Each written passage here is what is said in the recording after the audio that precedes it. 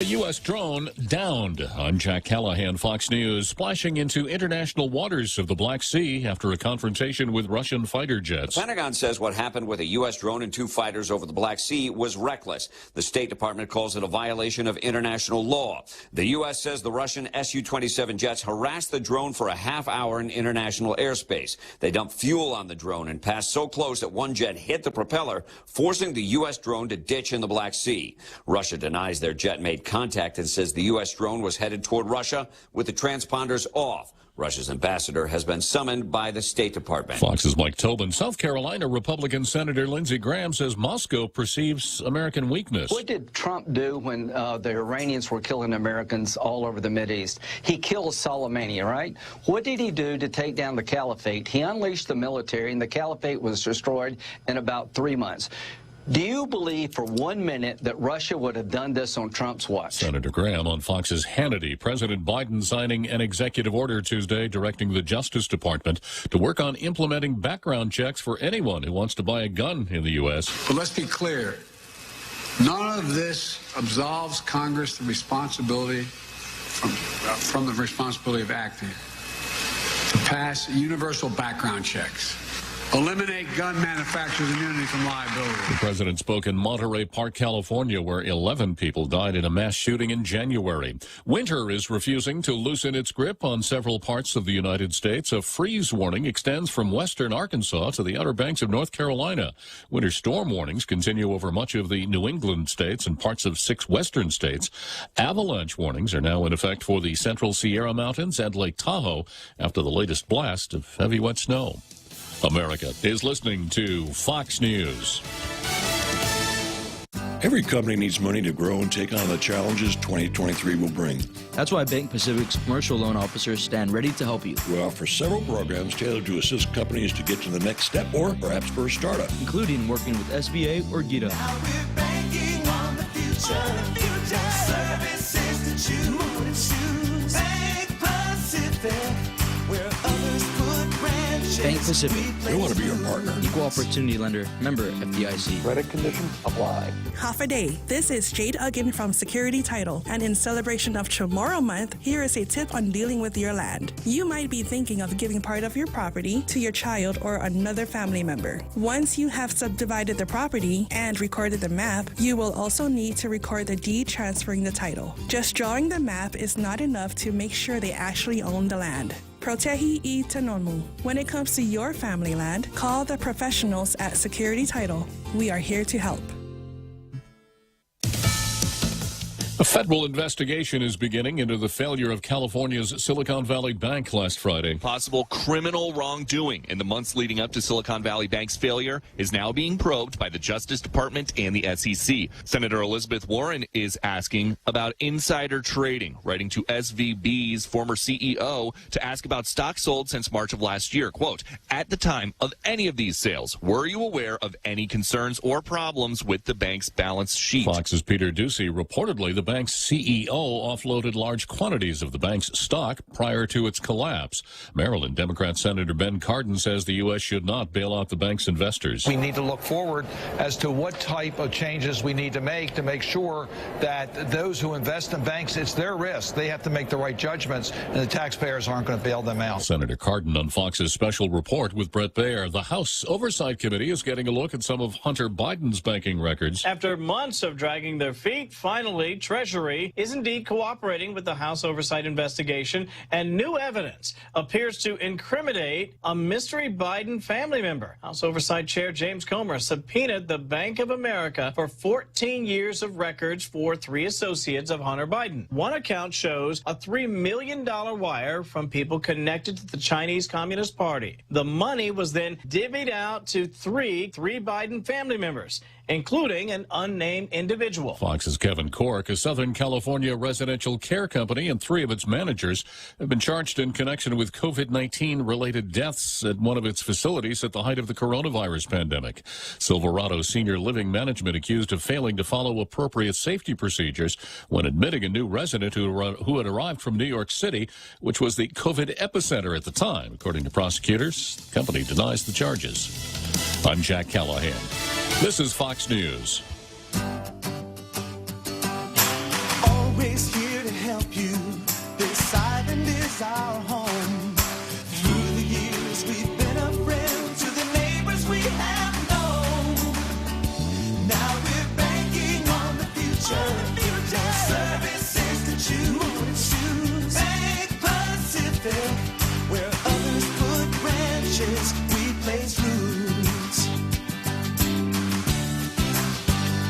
Join us at Mezcla Chamorro Fusion Bistro and see why they've been crowned Guam's best Chamorro food restaurant for 9 consecutive years. Experience Chef Peter's candied salmon over scallion coconut rice, octopus tinactac, Chamorro platter, and their award-winning gourmet burgers. Or if you're looking for something healthy, try their keto-friendly menu. Come and enjoy Mezcla's half-a-day service at their Hagåtña location from 11 a.m. to 2 p.m. for lunch, 5:30 p.m. to 9 p.m. for dinner, or 10 a.m. to 2:30 p.m. for their famous Sunday brunch. Say goodbye to high power bills with Budweiser. From now until May 24th, purchase 12 packs of Bud Family and Bud Light Seltzer and scan the QR box inside for your chance to win a home solar package with install from Generation Renewable worth up to $30,000.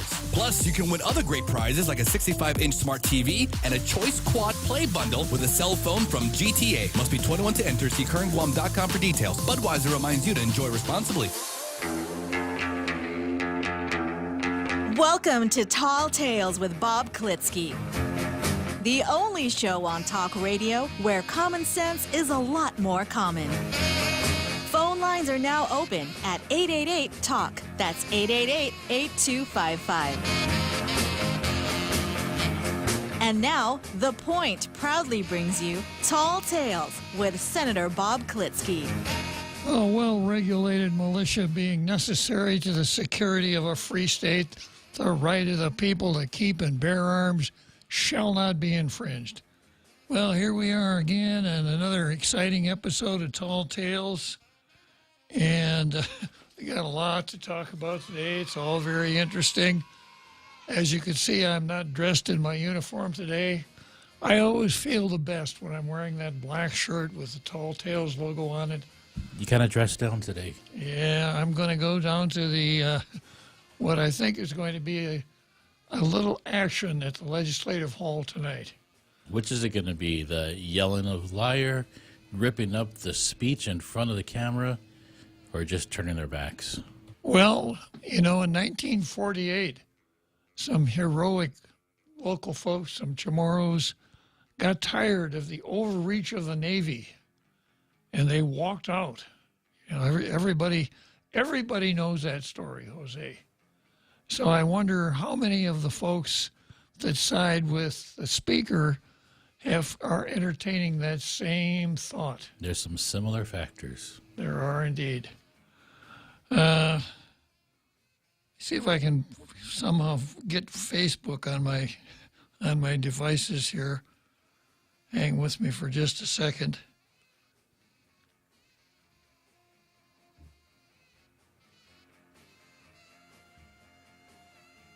Well, I have it on my iPad, so at least I know it's there.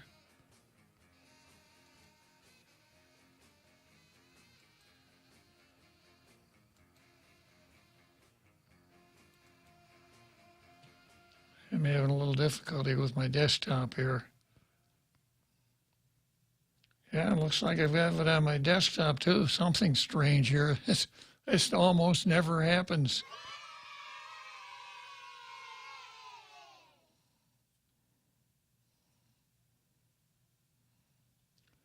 Yeah, here I am, big as life, twice as ugly on Facebook. Yeah, it's quite a few tailgaters are there already.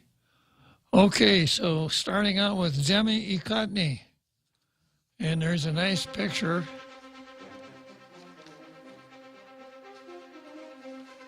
There's a nice picture on the front page of the Daily News of our governor and Lillian Posadas, who is the executive director of the hospital, and a lady whose name I don't know, and our lieutenant governor, Josh Tenorio, causing me to, I look at the folks in the picture and I'm wondering, where in the heck is Matt DePasnia? Isn't he supposed to be here, Jose? Whenever there's a picture of the governor and lieutenant governor and some important business, there's Matt DePasnia. They cropped him out. Nice, maybe. Now, it's interesting that the governor and the manager of the hospital are in the same picture when so much of the news is directed straight at the hospital. It's amazing that a person in that position still has that position. Exactly. Here's the editorial. 3 years ago, Governor Lujan Guerrero called a press conference at Adelup to tell the people that COVID had officially arrived on our island. Maybe it's kind of like when Generini first arrived, huh? No, this one kind of was welcomed with open arms. Which one? Generini. Or COVID? Probably COVID. Yeah. Specifically, it came on a flight from Manila 2 weeks earlier, sickening 2 people. A third person with no travel history was also sick. While we must expect more cases, everything that can be done will be done, Lujan Guerrero said at the time, a day after she declared a state of emergency. Where's that dramatic music, Jose? A day after she declared a state of emergency.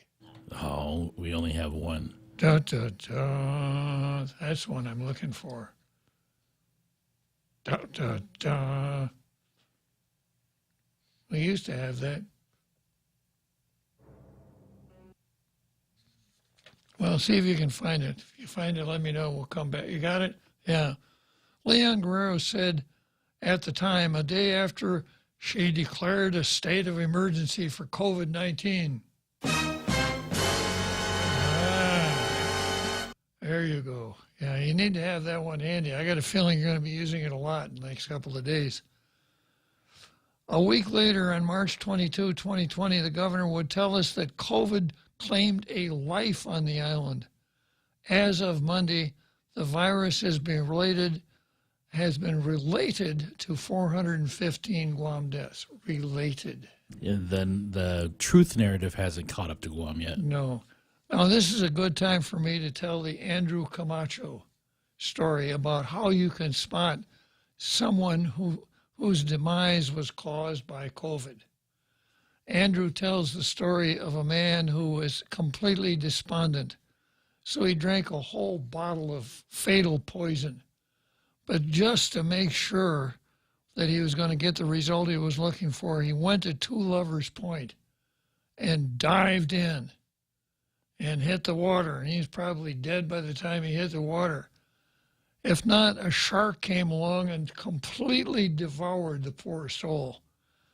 His entire body, the only thing that was left was his nose. So the guys from rescue at the fire department were able to salvage his nose. They took it to the lab.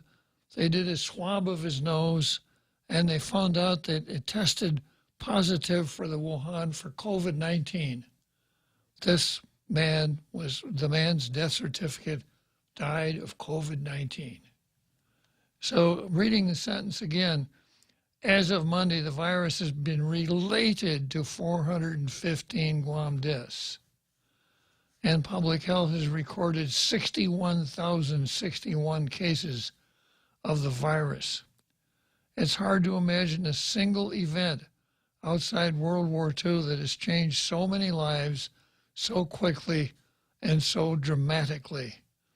Even if those of us who never had the virus suffered from it, we suffered the isolation, supply chain problems, unemployment, underemployment, the restriction, school closures, the inflation, the checkpoints on Marine Corps Drive, the inability to go into a store and shop for anything in the store, the inability to go to places that served food, the inability to go to the beach.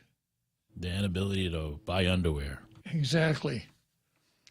We covered our faces for years and avoided shaking hands or hugging. We lost time together worshiping, celebrating the sacraments, Jose, because we were forbidden. Mourning, celebrating, working and learning. We lost days when we, our visiting family members, were quarantined at Tuman hotels. Yeah. Tuman hotels, some of the folks on Guam had to ride shotgun on the infamous 19th floor.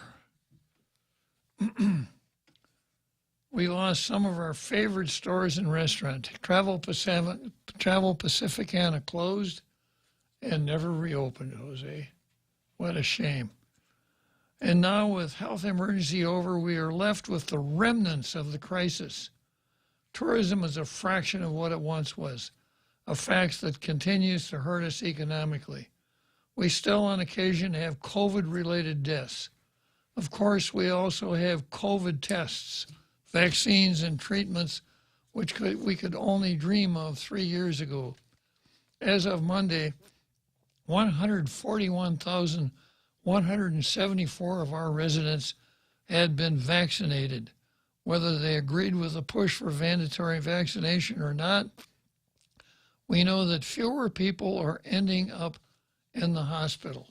What a weak attempt at correlation. Yeah, now that's what we call the post hoc ergo propter hoc, logical fallacy.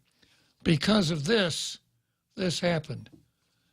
I washed my car this morning and I was hardly finished when it started to rain. I am not going to wash my car anymore. I don't want it to rain. Yeah. There were 2 on Monday compared with 102 in early November 2020 before vaccines were introduced. I forgot. Yeah. They followed up with an even worse logical fallacy. Exactly. And they forgot to mention now all of the indications that the vaccines for many people were more fatal than actual disease and all of the side effects that have come from the vaccine. The complete uselessness of all of the BS we had to put up with, like wearing the useless masks. Social distancing. Social distancing and all of that stuff, which we now know did no good whatsoever for anybody in the population, with one exception: armed robbers. You know, for over 2 years, it became safe to walk into a 7-Eleven or a bank wearing a mask. No one would challenge you. The public emergency ended in January, and the restrictions are just a memory. But we still had a lot of recovery ahead. That's like saying amputation is just a memory. Yeah. Man, the extreme short-sightedness of this editorial. It's like someone with gums just trying to gnaw on you, saying, I'm going to bite you. Yeah, it's pretty sad, Jose. All right, I had an op-ed here that I wanted to read. We'll enter this one into the critical thinking department. This is by, what's his name, Cooper. Kenneth Cooper, I think. He's part of Robert Underwood's think tank, which is a facial oxymoron in itself. But he raises a lot of really good points here. And he doesn't get into the demagoguery that people of his stripe often get into. And this is what he says: Guam seems to have a tattoo of a target on its back, inked into the island skin by its political status and geography. Well, he knows how to turn a phrase. I'll give him that.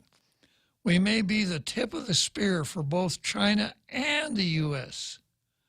It's not a secret that Guam is at the top of the target list if the U.S. goes to war in the Asia-Pacific region. The capability of ballistic missiles from North Korea and China to reach Guam is known. They're called Guam killers. More recent Chinese developments in hypersonic technologies, hypersonic glide vehicles, hypersonic cruise missiles, and orbital glide vehicles, as well as air and surface capabilities, have intensified the threat.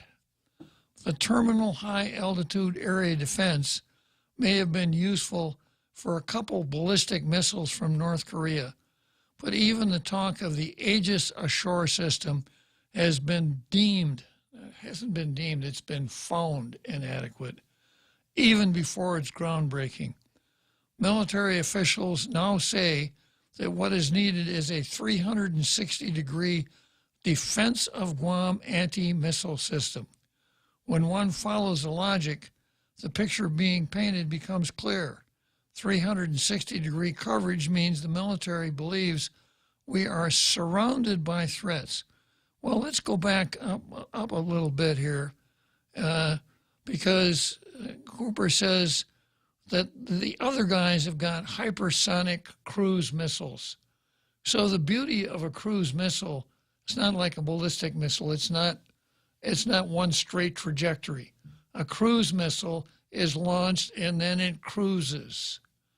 So if all we had was the thermal high altitude defense, then you send a cruise missile this direction, you don't approach the island from the north because they would be in the shot pattern of the THAAD anti-missile device. You come along from the flank or perhaps even from the rear. So the fact that we need a 360-degree defense and then to say that we're surrounded by threats, that borders on hyperbole. That would mean that, we got to look out for those guys down in Truk because they may attack us at any Hawaii. Yeah, Hawaii. Wake Island. Boy, Wake Island, that's a real threat. But I see what he's saying. We can see that the military takes these threats seriously. For example, in 2020, the Department of Defense removed the continuous bomber presence of B-52s and B-1s in Guam, replacing that with agile combat employment.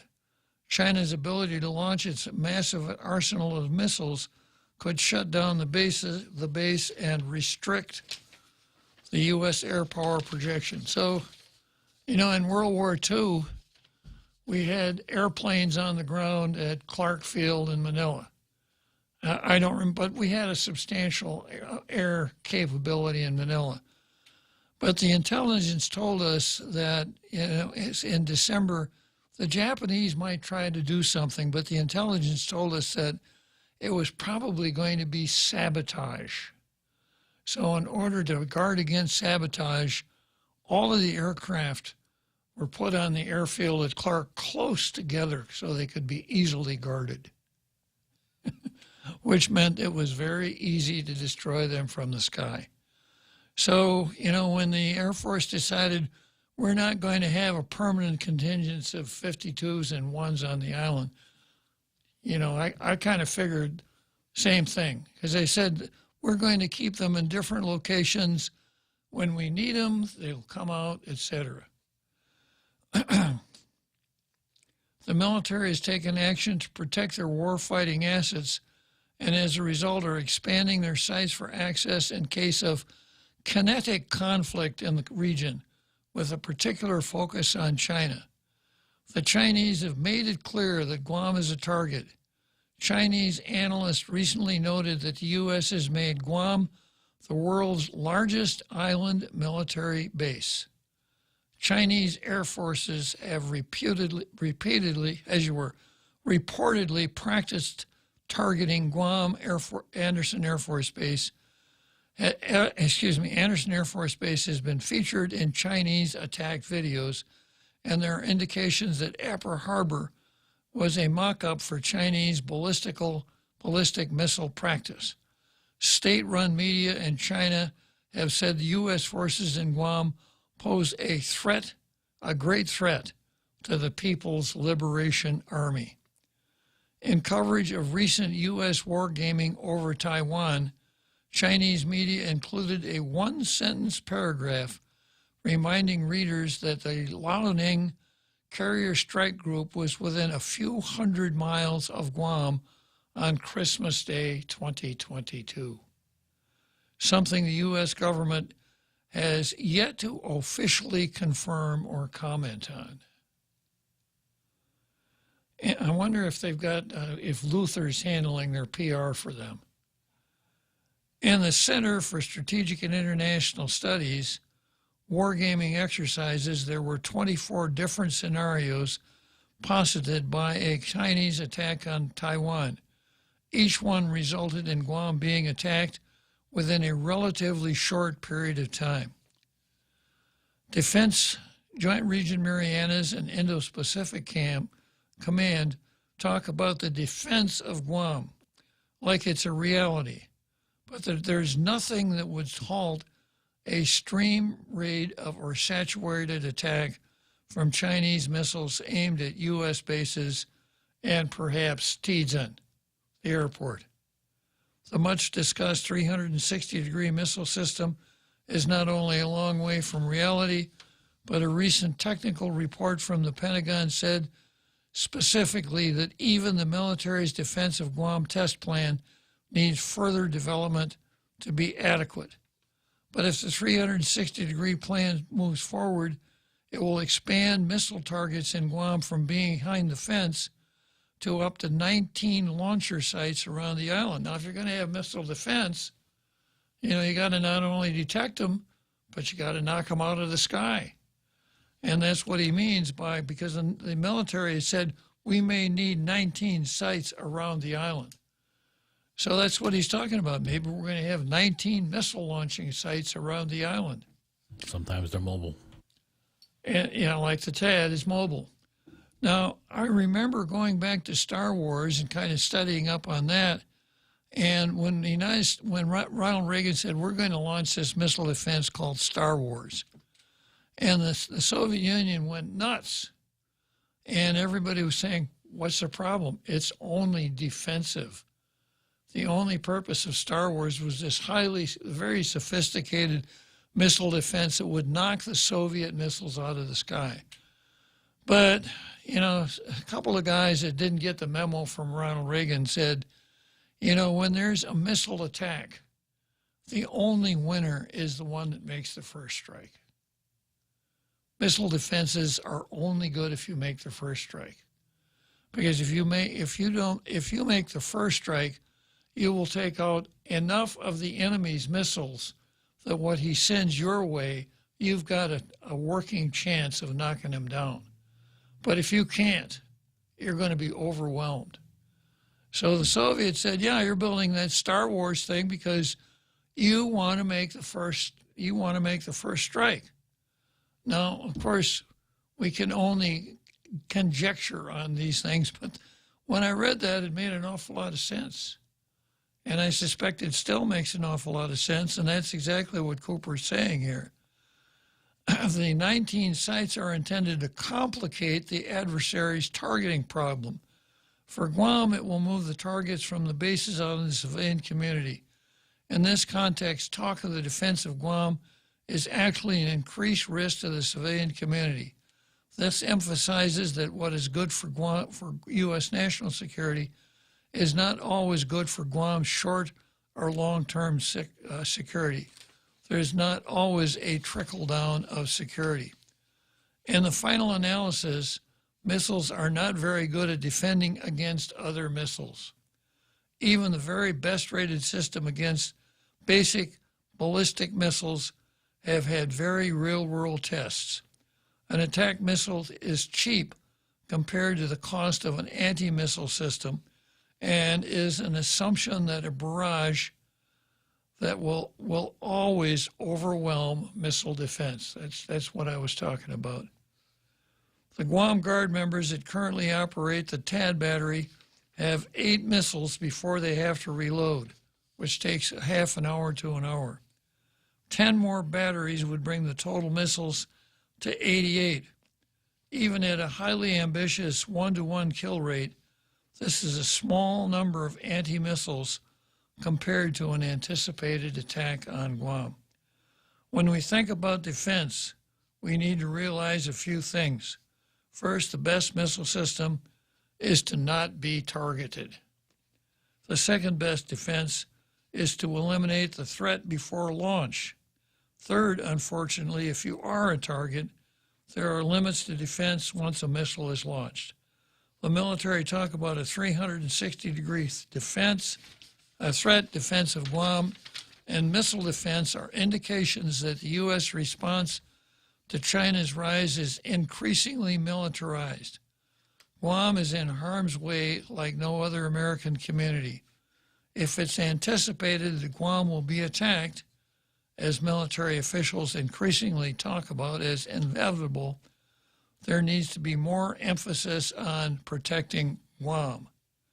This should not begin by spreading the military risk outside the fence, but by building shelters for the community, as Okinawa is doing, and preparing for resilient links to the outside world if Guam is attacked. Generally, protecting Guam looks rather different from defending Guam. Let's paint a different picture and add a Guam-based scenario to this conversation. I'm impressed, Jose. I'm only slightly, but I'm prejudicial. I am too. I am too. The points are very good, but there's a lot of really strange assumptions here. The big assumption I hear on here, and you're right, it's not the same vein as the separati, is if only the U.S. military didn't make Guam a target, and that just doesn't make sense. But it feels like it. But everything else afterwards, yeah. I hate to use the word pragmatic, but that's what it is. Well, I think the inference is there, but he doesn't actually. It's not his lead like it is with all the separati. Yeah, but the size of his Sanahi makes me think that. I'm just kidding, but you know what I'm talking about. Yeah, we need to have a scale. The size of the Senate, yeah. It's correlated. Yeah. Yeah. Now, if this had been Bavacqua, the first 3/4 of the page would have been that. Mm-hmm. Overlooking the geopolitical reality that it wouldn't make much difference one way or the other. If you read about China's 9-dash line and the second ring of islands and on and on and on. But he makes good points, and there's certainly food for thought here. I'm not going to go out and burn my passport this afternoon. And it's a little bit related to what I've been saying here for a long time. That is that Guam, we're not just here looking out for ourselves. We are the front line of defense for all 50 states. And they need to pay more attention to us because we're saving their bacon. And the better they are at chiming in and seeing what it is that we're about, the better we're going to be at saving their bacon. That's been my message all along. And we are a strategic location. It's not just because there's military here on the island. The location is very strong. The size of this island, as far as all the other islands around. The fresh water. The fresh water. The other point that I want to look on here is where he says that don't bring the missile defense into the civilian area. It doesn't matter where you are in Guam. No. If a missile hits Anderson, it's hitting the civilian area too. Yeah. It's probably, if you live in Jigo, it's kind of 6 one, half a dozen the other. Yeah, he really didn't need to say that. But I do agree, if we're going to have that, we can do shelters at once also. But we can barely build a school, so I don't know. Yeah, that gets me into the card. Okay. All right, let's take a peek at the card here. We start out with toilets versus refunds. I've got Therese versus the governor and won't, which is actually more Therese versus the governor. I've got Luther versus Hansen, and this is not about 95 theses tacked on the door at Worms. This is about the hospital. I've got the chief versus Levin. I've got McNench versus Separati, Weber versus Jim Moylan, Underwood versus the Education Serrano, Moylan versus Samantha Titano, Penuelo versus PRC, which is really, really interesting. It's not perishable. That's why I haven't fronted it, but it's a very interesting story about how the Chinese government has behaved itself in the Federated States of Micronesia. Extremely interesting. So let's see, I got somebody who wants to chime in already, right, Jose? Yes, sir.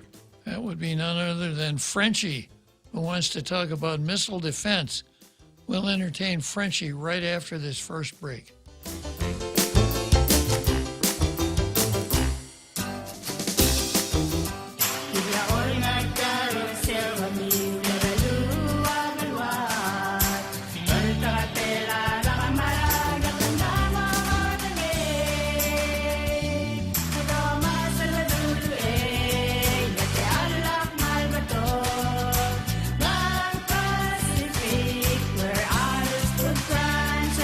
Place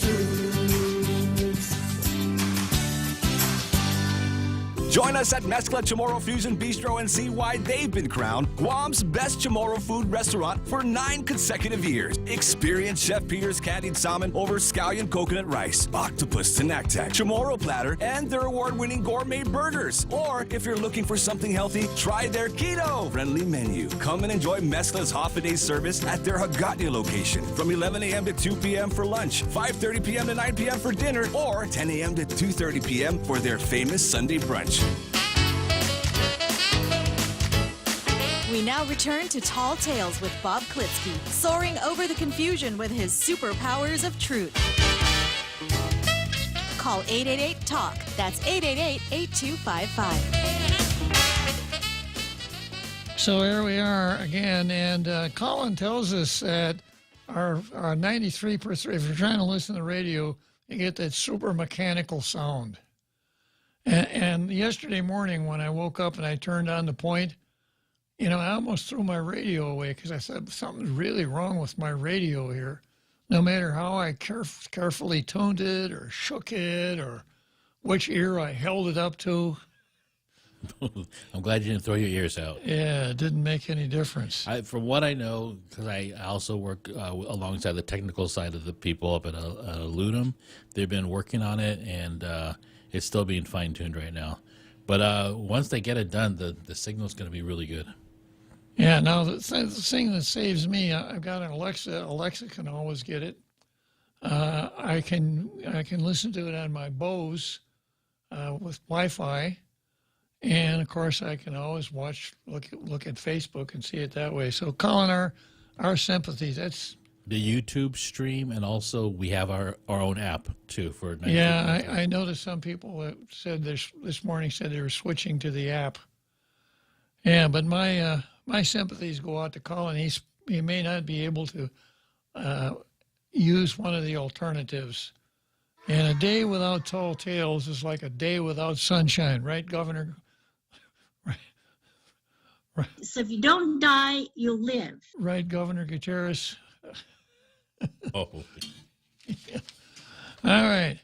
So let's see what Frenchie's got to say about missile defense. Go ahead, Frenchie.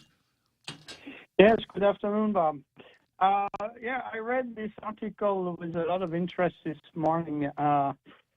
Number one, because I know the writer pretty well, but also because of where he's writing from, which is that think tank of Bob Underwood, and anything that Bob Underwood entertains raise suspicions in my little mind. But he's basically giving us a shopping list of all the issues that we would have trying to defend from an attack from the CCP, and which is fine. And I think he raises, like you said, a lot of very good questions without really bringing too many solutions, except at the end where he noticed that the civil defense is basically inexistent. I always advocated that Guam should have a civil defense similar to that of Singapore, Switzerland, or Finland, who are all small countries that are surrounded by bigger power and that have had a comprehensive plan into sheltering the population. He's also noting that we would need to reinforce our connections to the outside world, of course, because within a few days of a major attack, we would have no connections at all with the outside world. And since we do not produce our own food, we would be in dire straits. And so those are all very good points. And the Navy and the Air Force and the Army need to accelerate the defense of Guam. He did not mention the Iron Shield, which is a system that was deployed on Guam. I don't know if it's still here or not, which is only two places in the U.S. have it, Washington, D.C. and Guam. Iron Shield is an anti-missile system that has been tested and works very well and it's an Israeli product. It's also very costly.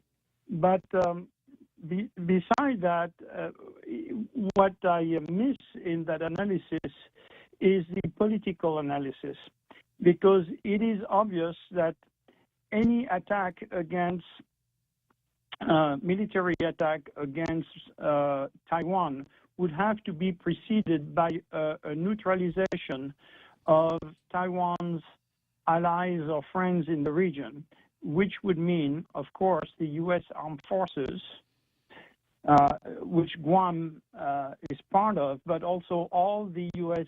naval and air base in Japan, including Okinawa, and of course in South Korea.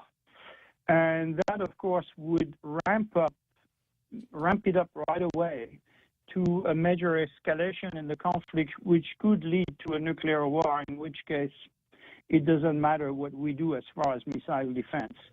But in that analysis, they fail to understand the political situation in Taiwan.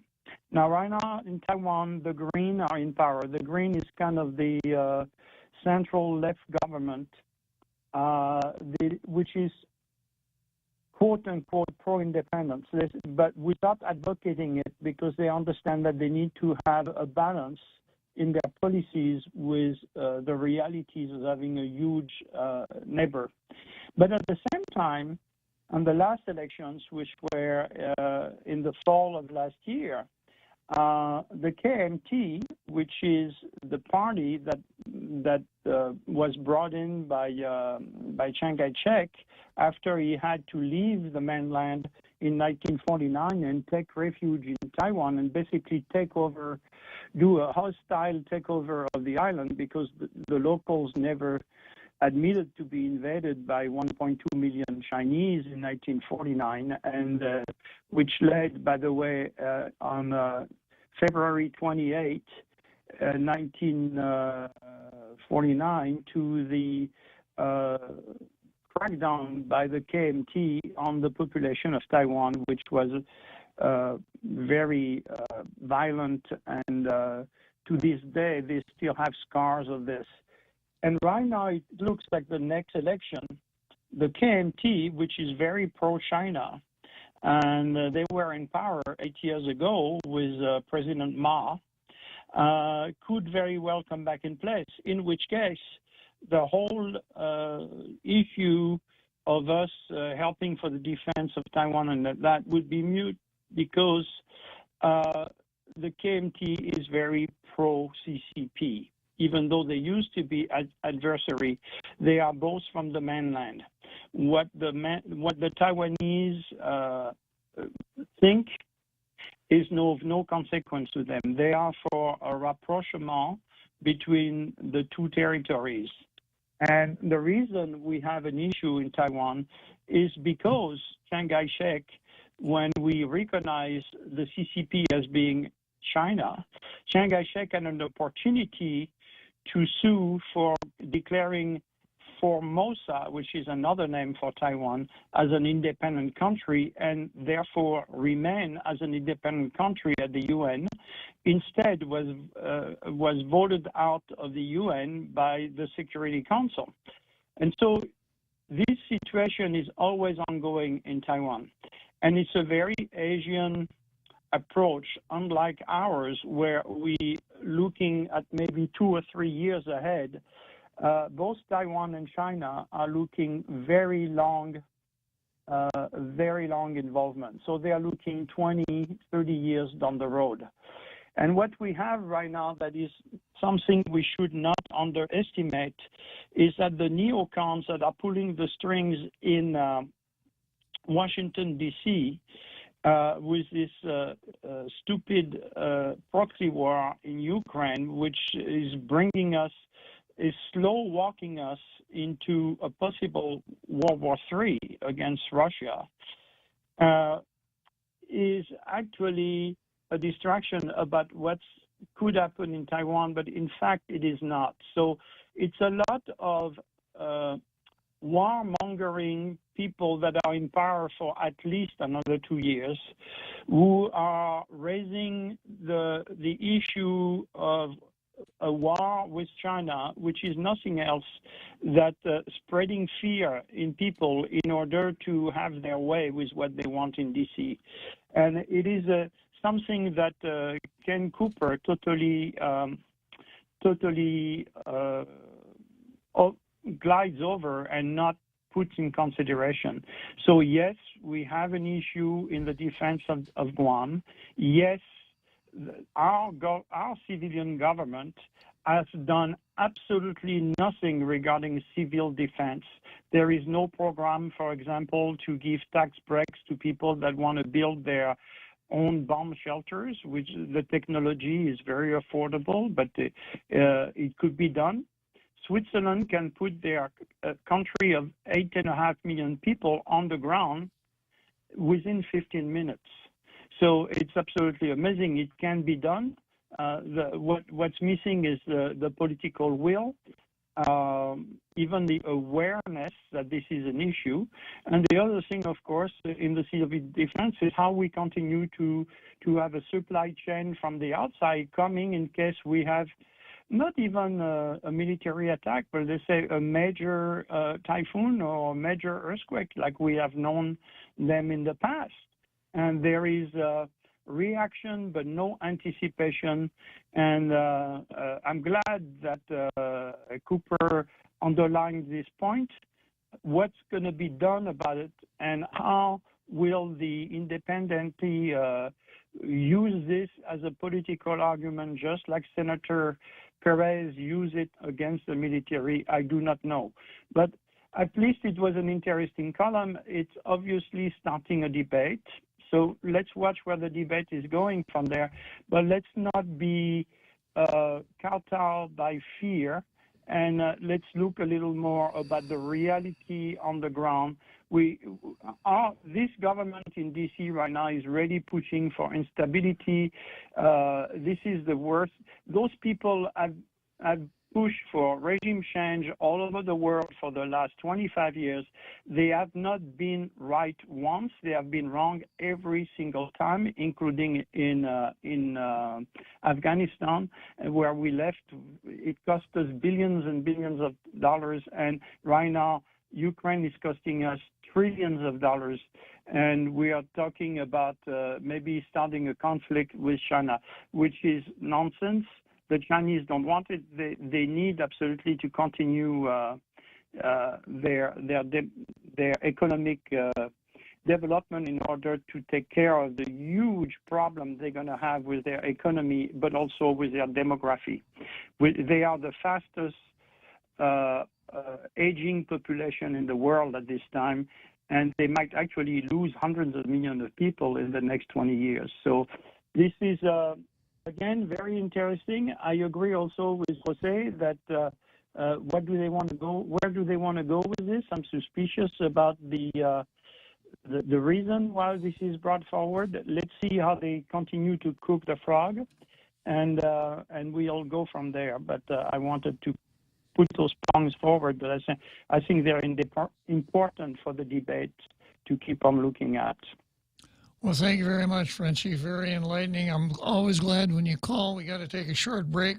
Talk to you later.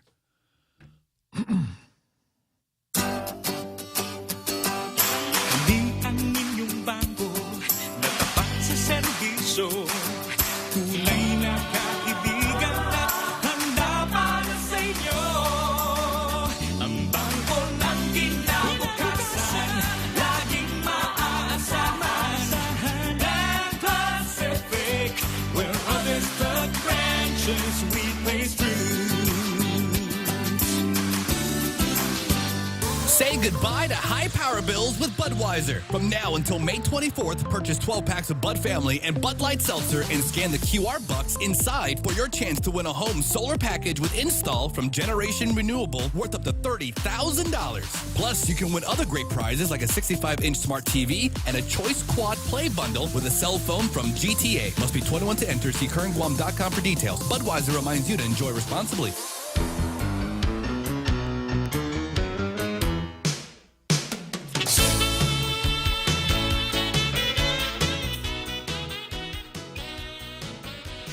Okay, here we are back again, 10 minutes before halftime. So Kenneth Cooper wrote wrote something in the Post that it makes for good talk radio. Agree with him, disagree with him. He made several points upon which discussion could take off from, unlike so much of what we see in our two paper products that call themselves newspapers here in the island. I thought the points he made were all interesting, all relevant.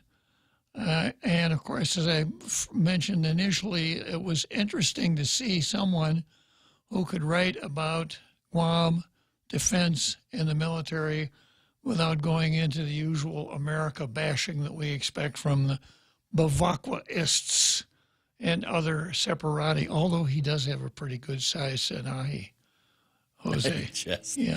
He did, and I mentioned these in comments, he did recognize that Guam is an American community. Yes. Yeah, unlike some others.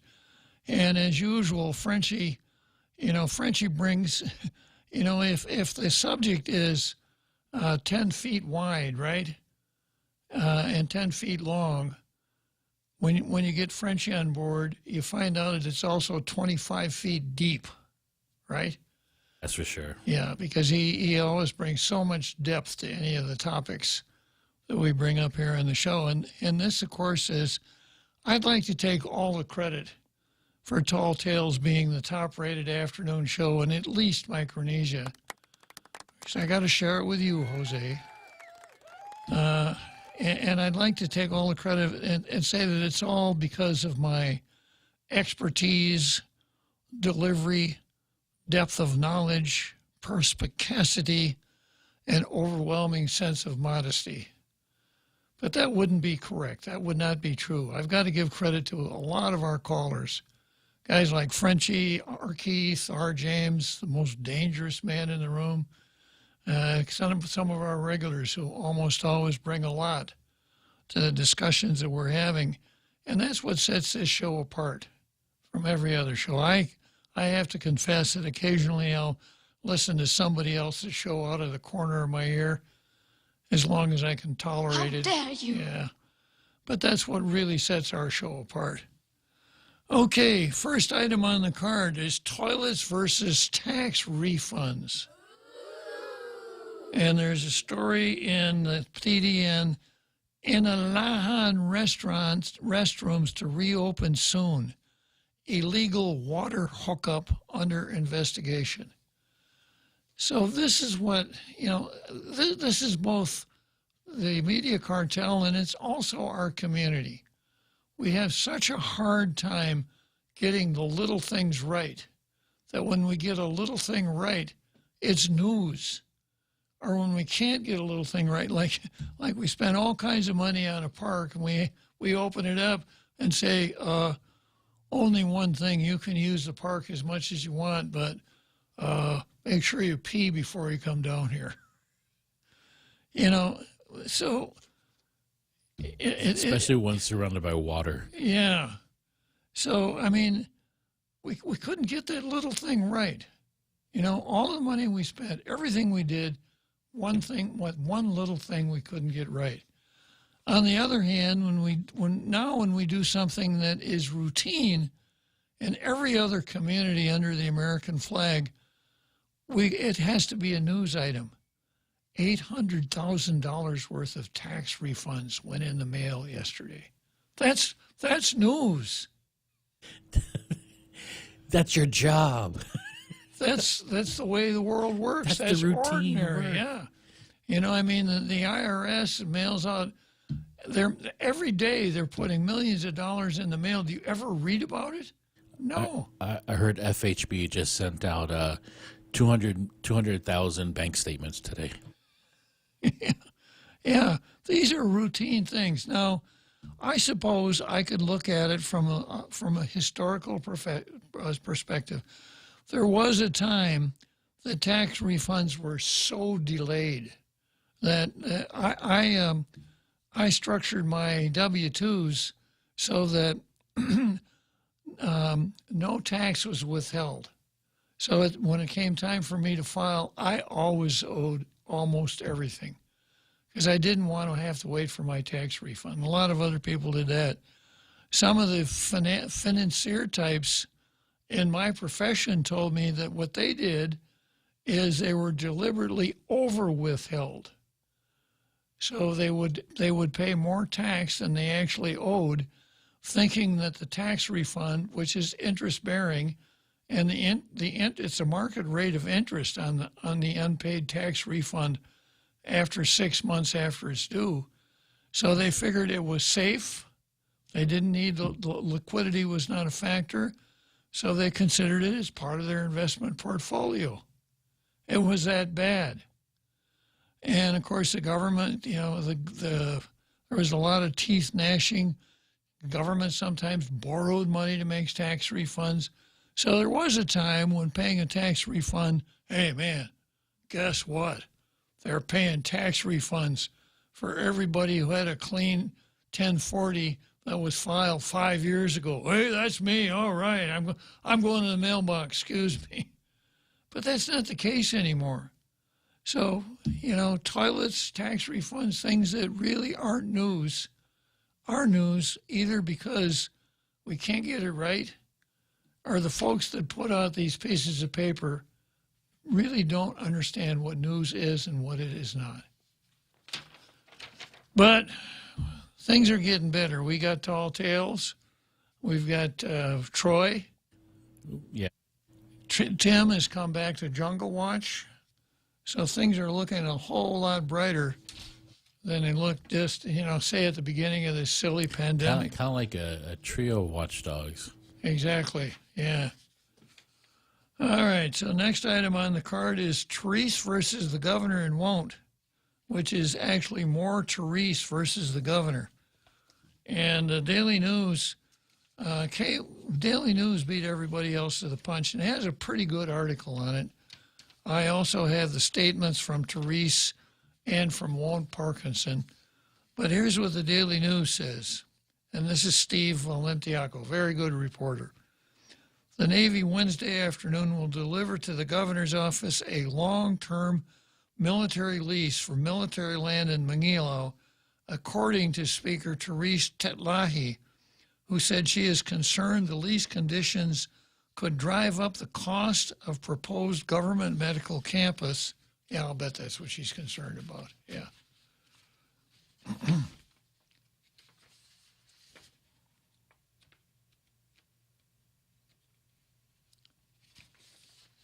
At the site,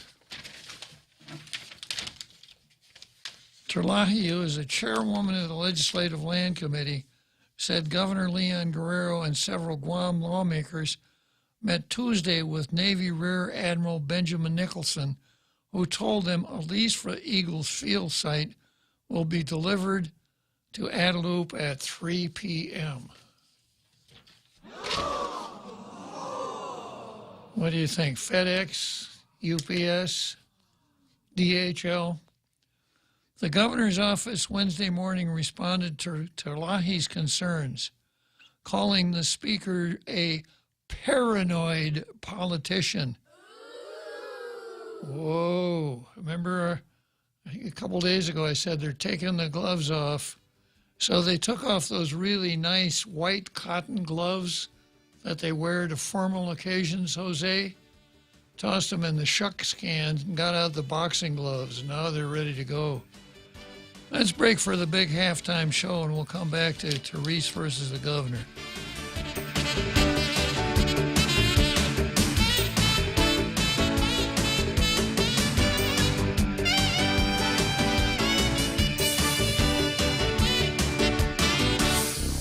The Point is KUSG, Hagåtña, Guam, 93.3 FM and 104.3 HD3.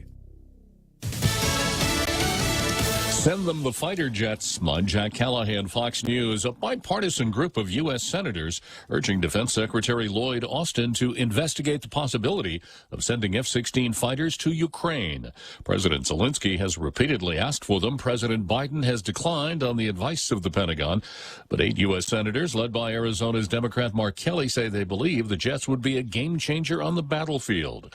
Several congressional Republicans are criticizing the administration's response to Russia's intercept of a multi-million-dollar American drone over the Black Sea Tuesday. I want to stress that this MQ-9 was operating in international airspace over international waters and posed a threat to nobody. National Security Council spokesman John Kirby, the Pentagon says one of the Russian fighter jets clipped the drone's propeller, resulting in its splashdown. The State Department has summoned the Russian ambassador. Florida Republican Congressman Michael Waltz says that's not nearly response enough. We are slipping down a very slippery slope towards a total world in chaos between Iran, North Korea, China, Russia, Venezuela, all on the march. Because, again, they smell weakness. Russia insists the drone was flying erratically. President Biden yesterday met in Monterey Park, California, with relatives of some of the 11 people killed in the January mass shooting there and calling for more government control of guns. The president Tuesday unveiling executive actions on gun control aimed at increasing background checks on gun buyers and expanding the use of so-called red flag laws, but acknowledging limits on his own authority. None of this absolves Congress the responsibility from the responsibility of acting to pass universal background checks. The president wants Congress to, quote, do something big, and again renewed his call for an assault weapons ban. Fox's Marianne Rafferty. America is listening to Fox News. Join us at Mezcla Chamorro Fusion Bistro and see why they've been crowned Guam's best Chamorro food restaurant for 9 consecutive years. Experience Chef Peter's candied salmon over scallion coconut rice, octopus tenactac, Chamorro platter, and their award-winning gourmet burgers. Or if you're looking for something healthy, try their keto-friendly menu. Come and enjoy Mezcla's half-a-day service at their Hagåtña location from 11 a.m. to 2 p.m. for lunch, 5:30 p.m. to 9 p.m. for dinner, or 10 a.m. to 2:30 p.m. for their famous Sunday brunch. Well, hello. Ray Gibson here to tell you it's officially Frontier season at Nissan Guam. Go test drive a new Frontier and own one with no money down. Plus, Nissan will make the first 3 payments for you. You'll love your new Frontier as much as I do mine. Plus, they're giving away cash, all sorts of prizes. Way too much to share in a 30-second commercial, so visit the showroom or visit the website, NissanGuam.com today.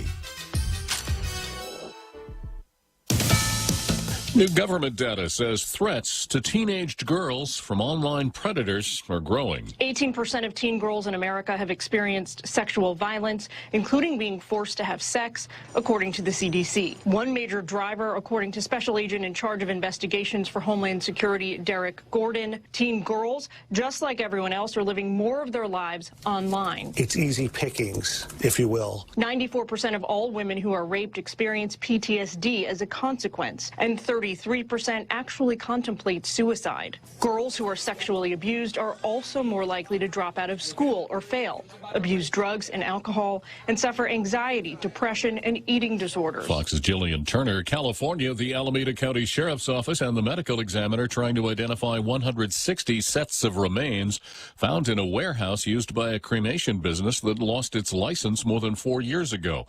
Most of the remains are in ash form, but there were also 6 bodies found.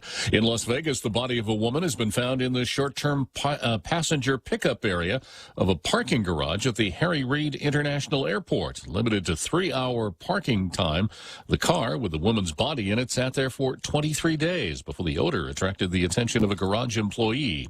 High-tech NASA hardware has captured some incredible celestial images. NASA's Webb Space Telescope capturing the rare and fleeting phase of a star on the cusp of death. NASA releasing the image Tuesday at the South by Southwest Conference in Austin, Texas. The telescope's infrared eyes capturing gas and dust flung into space by a huge hot star 15,000 light years away. Such a transformation occurs only with some stars and is normally the final step before they explode, going supernova. Scientists saying they've never seen this phase before in such detail. Paul Stevens, Fox News. And I'm Jack Callahan. This is Fox News. Every company needs money to grow and take on the challenges 2023 will bring. That's why Bank Pacific's commercial loan officers stand ready to help you. We offer several programs tailored to assist companies to get to the next step or perhaps for a startup, including working with SBA or GITA. Now we're banking on the future. Services to choose.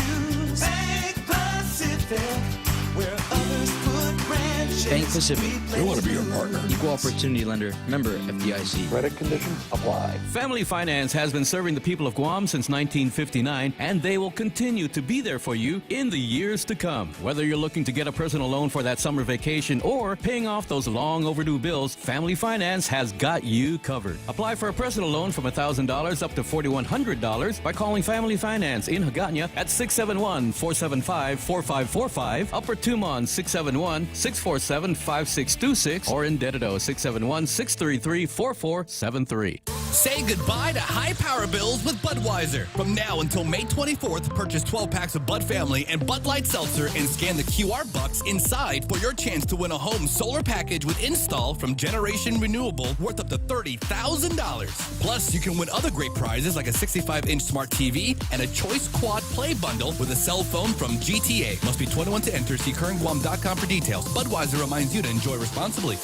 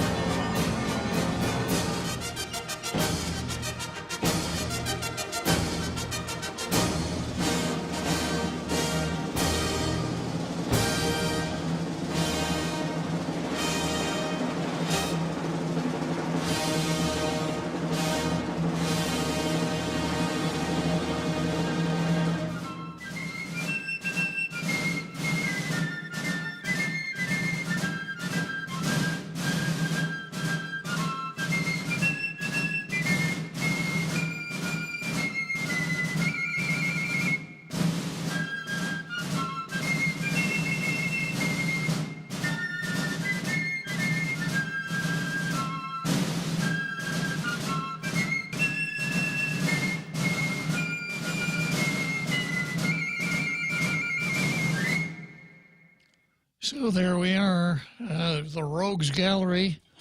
And the Rogues Gallery actually comes in two parts. There are all of the pictures on the screen, and then there's Jose's inspiring rendition of how you can become a member of the Tailgaters Rogues Gallery yourself.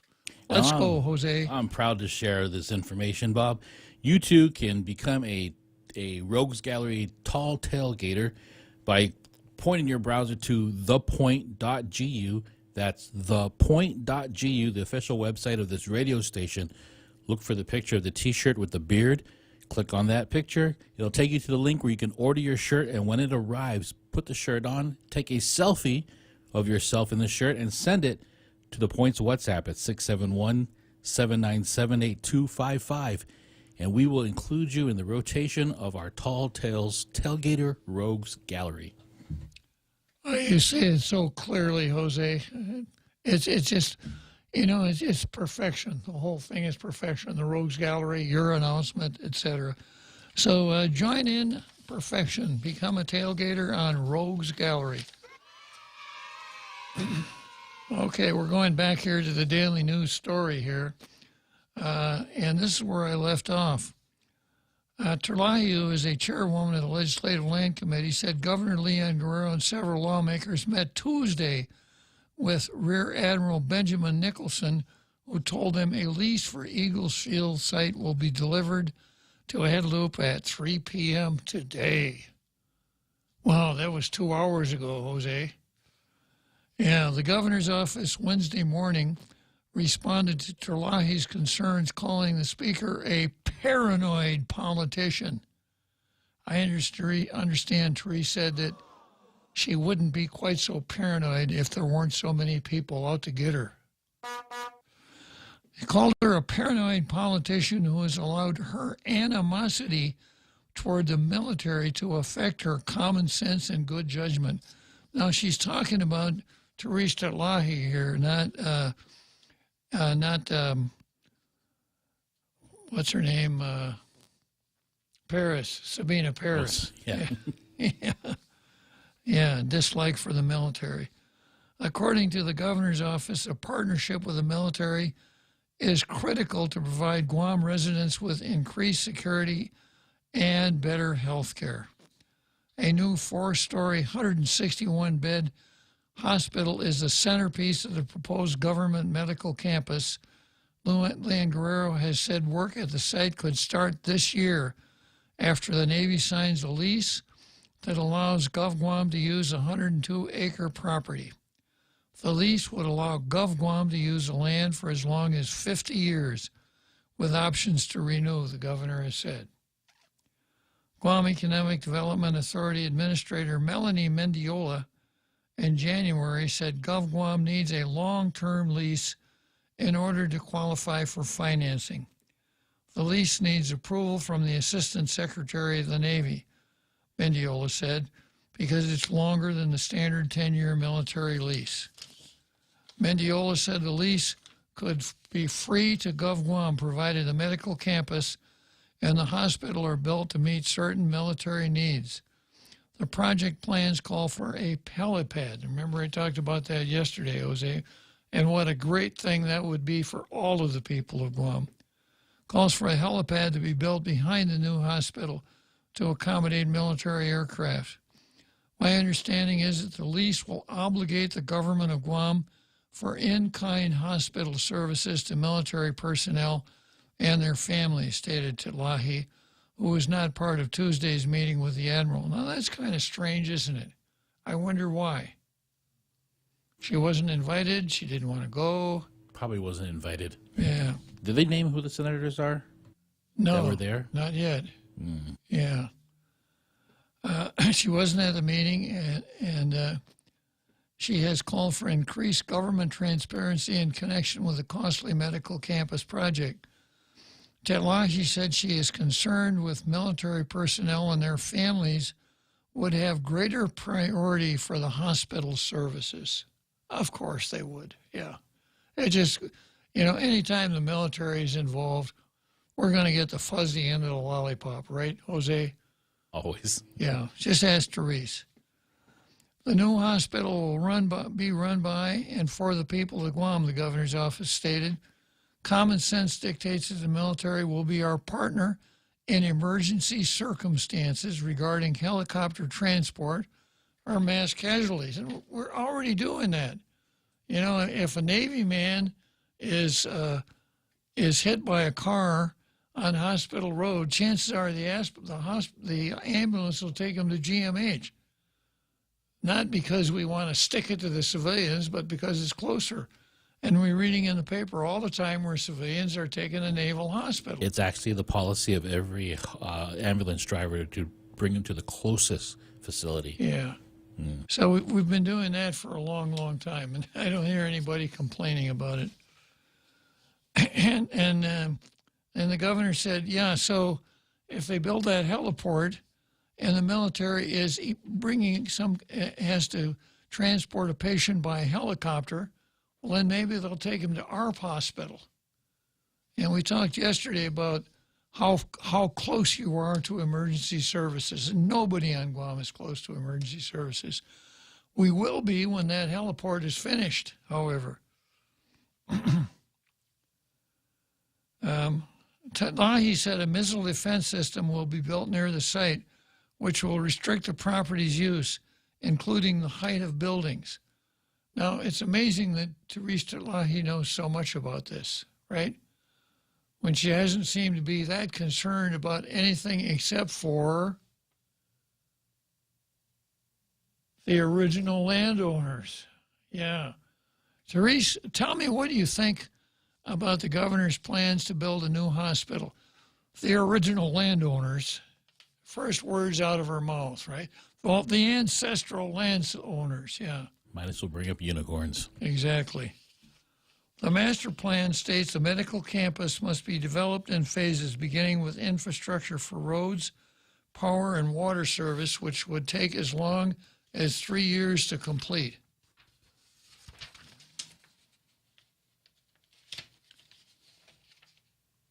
And that's the end of the article. Now, I've got Teresa's letter, and there's some really there's some real plums in this letter.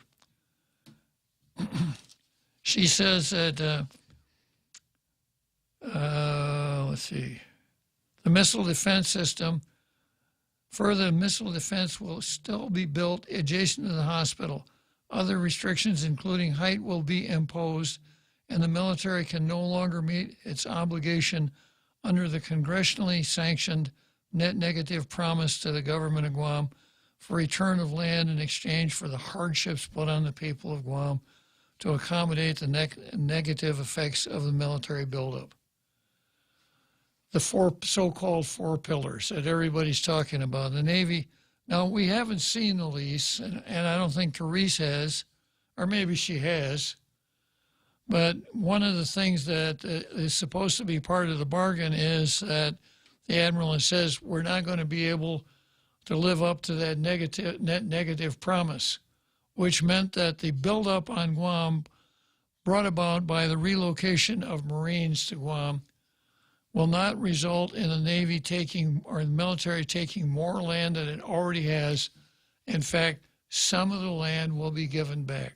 That's the net negative promise, right? Well, you know, and I mentioned this on Ray's show this morning. You know, when you have agreements like this, these are not treaties.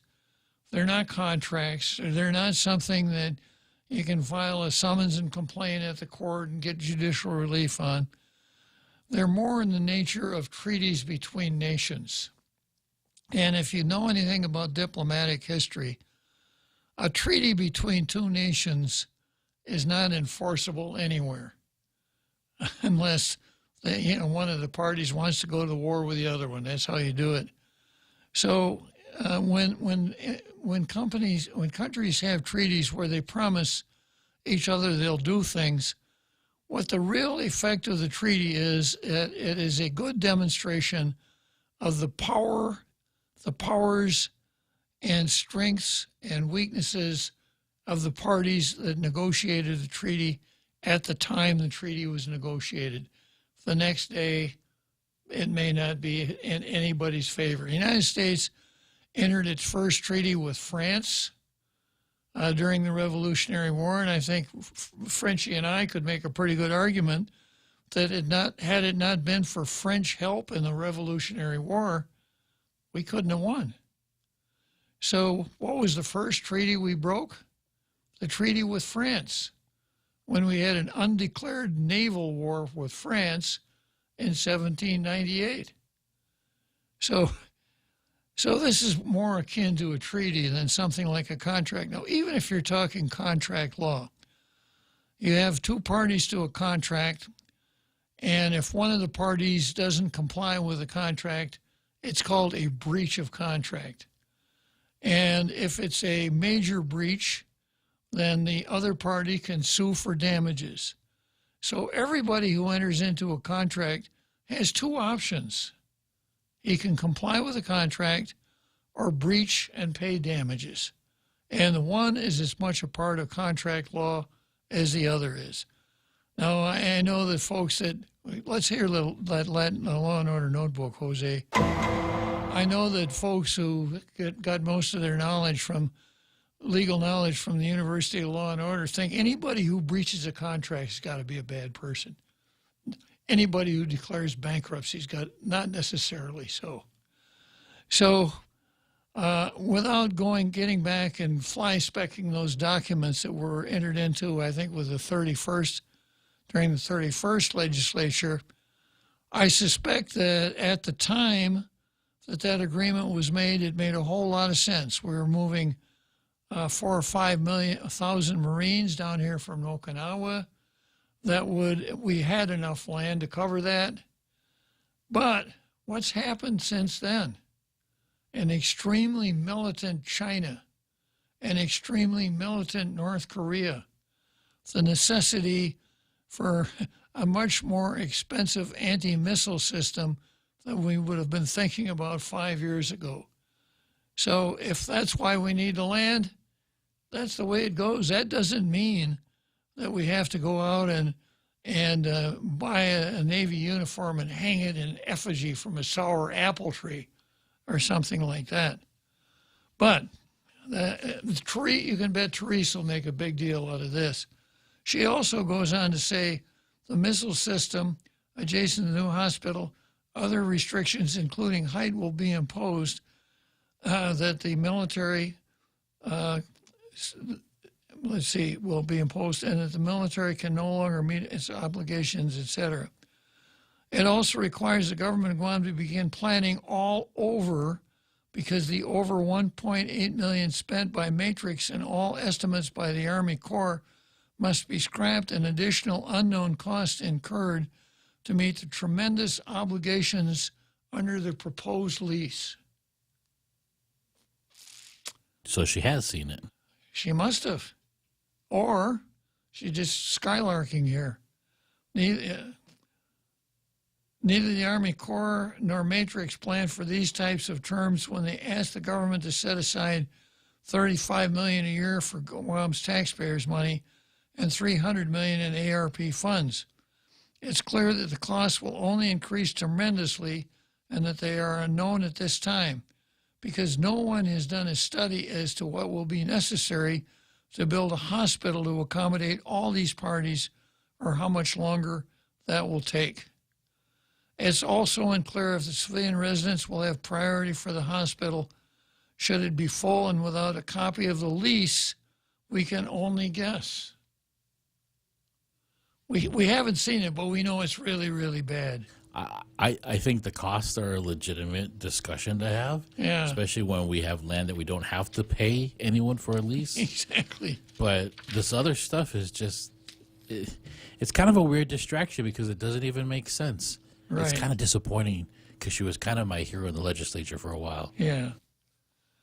And then, of course, she wasn't as clean as Kenneth Cooper was, because she winds up by saying, we might as well have a naval governor if the people will have no say from now on, and our governor can single-handedly deal with the federal government or some foreign government, and if the pursuit of land return, I got to give Cooper credit.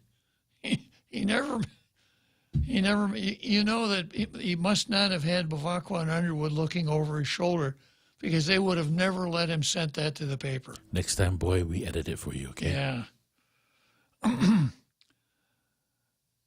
Let's see. Can single-handedly deal with the federal government or some foreign government, and if the pursuit of land return and justice for ancestral landowners is given up by one person. Well, that's enough to turn me right there, Jose. You know, talk about a straw man.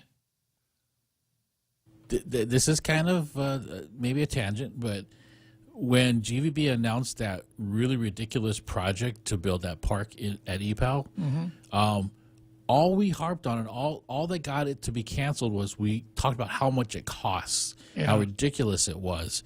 Didn't talk about returning any of the EPAL park to the original landowners. No. Didn't talk about any of that stuff. Right. It talked about the costs. Focus on the costs of this hospital, of the lease, versus how much we would be saving us, the taxpayer, if it wasn't located in a place that seems kind of like a, what do they call it when you buy a house and all you're doing is a money pit, right? Mm-hmm. That's what it feels like. Well, you know, there are 11 people, 11 groups that claim ancestry from the people who own the land pre-con. So that, if you weigh that against a new hospital for the whole island, that's easy. Give the land back to the original owners. We might as well have a naval government, etc. She wraps up by saying, generations of leaders worked hard and together to stand up against the injustices of a long history of land takings. and demanded accountability. We have our own resources, including land, and can surely build a hospital without a loss of autonomy, loss of land, and without inflicting original harm. So it goes right back to my analysis of the bill that passed unanimously. I liked it for reasons. I liked it because it's transparency. I liked it because it gives life to the third branch of government. I liked it because the legislature was finally standing up to the governor. But I was disappointed because I know that Therese, it was her bill. None of those were the reasons she advanced that bill. Her reason was just the same old silly stuff. We've got to give land. We've got to fix the injustice and give the land back to the people who owned it before it was condemned, who've only been paid for that land twice. It's like making this really awesome gourmet dish and then throwing ketchup all over it. Exactly. Did you say ketchup? Ketchup. Yeah. All right. Now, won't Parkinson... Now, I suppose I had to go into some of the other analysis here, but let's go to Wrigley Field and we'll come back for a minute, Jose. Half a day. This is Jade Ugin from Security Title, and in celebration of Tomorrow Month, here is a tip on dealing with your land. You might be thinking of giving part of your property to your child or another family member. Once you have subdivided the property and recorded the map, you will also need to record the deed transferring the title. Just drawing the map is not enough to make sure they actually own the land. Protehi I Tanonmu. When it comes to your family land, call the professionals at Security Title. We are here to help. Listen to The Point anytime, anywhere on Odyssey. Odyssey is your new audio home for all the music, news, sports, and podcasts that matter to you. Find your favorite stations like The Point and discover more.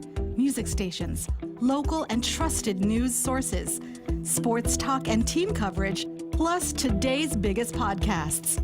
Find it all on the Odyssey app. AUDACY.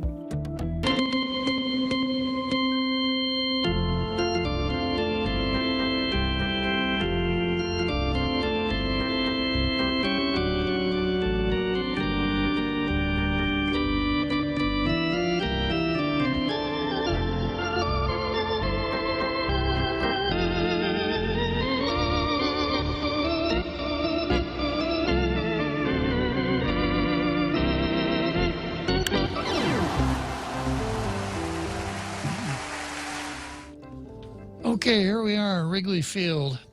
Now, Senator Walt Parkinson chimes in on behalf of the governor. And here's what he says. My vote on Bill 12-37 hinged on the hope that the original landowners would get their land back. See what I mean, Jose? A hope that Speaker Therese Tetlahi said was alive. But when I asked Rear Admiral directly, he said that there was no way that original landowners could get their land back. This changes the calculus of my vote considerably. Without the hope of original landowners get their land back. You see, that's what the bill was all about. Walt Parkinson comes out and pulls out the curtain and says, see that lady over there behind the curtain making all the stuff? Yeah, she's really not the Wizard of Oz. She really doesn't care about the hospital. She just wants to get the land back to the original landowner. He went short of saying pay no attention. Exactly. Speaker Tetlahi says she just wants the legislature to be involved in a new hospital. But the legislature already approved the building of a new hospital with Public Law 3656, which authorized design, building, and operation of a new hospital facility, which Speaker not only voted for but co-sponsored. Now is not the time to obstruct for obstructionist's sake. He's got it. Yeah. Now is not the time for political gamesmanship, and now is certainly not the time for the Speaker to stake her claim to the future governorship. Whoa. That right there was fighting words. Mm-hmm. This poses a threat to the very survival of the people. But you gotta figure, why else would Therese be so hung up on this whole give the land back shtick? Is it because in her mind, well, I've got, we still have a lot of Chamorro voters here, and Chamorros are sympathetic with that? The hell with the rest of them? I don't know. I don't think so. All right. And then Juan goes on to say, China has been very active in the Pacific region, with outgoing President Penuelo stating that the intelligence briefings have indicated China will be prepared to attack Taiwan in 2027.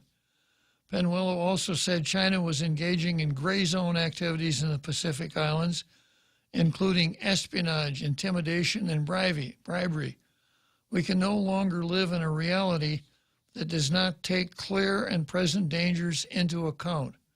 Two of the most important things that need to be done with these geopolitical realities in mind are to upgrade our healthcare system and to have a 360-degree missile defense system. One of my colleagues said on the floor that if Bill 12 meant that we would lose the new hospital and cause original landowners to get their land back, he would be okay with that outcome. We can't have the hospital, but we're going to get the land, give the land back. He calls out Terlahi, but he won't mention that person's name. No. I'm not okay with that outcome. That is a lose-lose situation, and we can't afford to lose-lose at this moment in history. Now, you remember yesterday's article in the Post, headline, Making Deals Behind the Public's Back. Terlahi criticizes governor on land reform. And I thought that was pretty hard-nosed for Therese, but man, she really came out today. And of course, she came out swinging, but the thing is that when you come out swinging, especially if you're punching against or you're trying to punch above your weight, you're going to get hit in the nose an awful lot. And that's basically what Wong did. He punched her smack in the nose. Now, let's stop and examine the political cross currents in the legislature. Now, we've accused the legislature as a body and certain members of it to be in the governor's pocket. So the speaker comes out and attacks the governor and can't wait to come to the governor's defense. He doesn't want to lose Lou. You mentioned he didn't want to lose. Yeah. He doesn't want to lose Lou. That's true, for sure. So, Walt is still firmly in the governor's corner. And then we have the coalition. We have Therese Terlahi, 6 Republicans, and Amanda Shelton and Chris Barnett.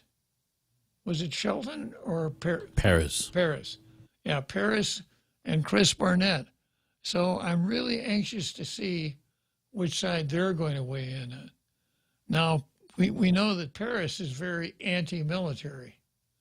So I would suspect that she'll leave the coalition and sign up with the speaker. And Barnett's not too keen on this hospital, or at least the non-transparency part about it. Yeah. Yeah. So the Republicans, being Republicans, probably ought to sign up with Therese just to show that they're still independent, right? So that's 6.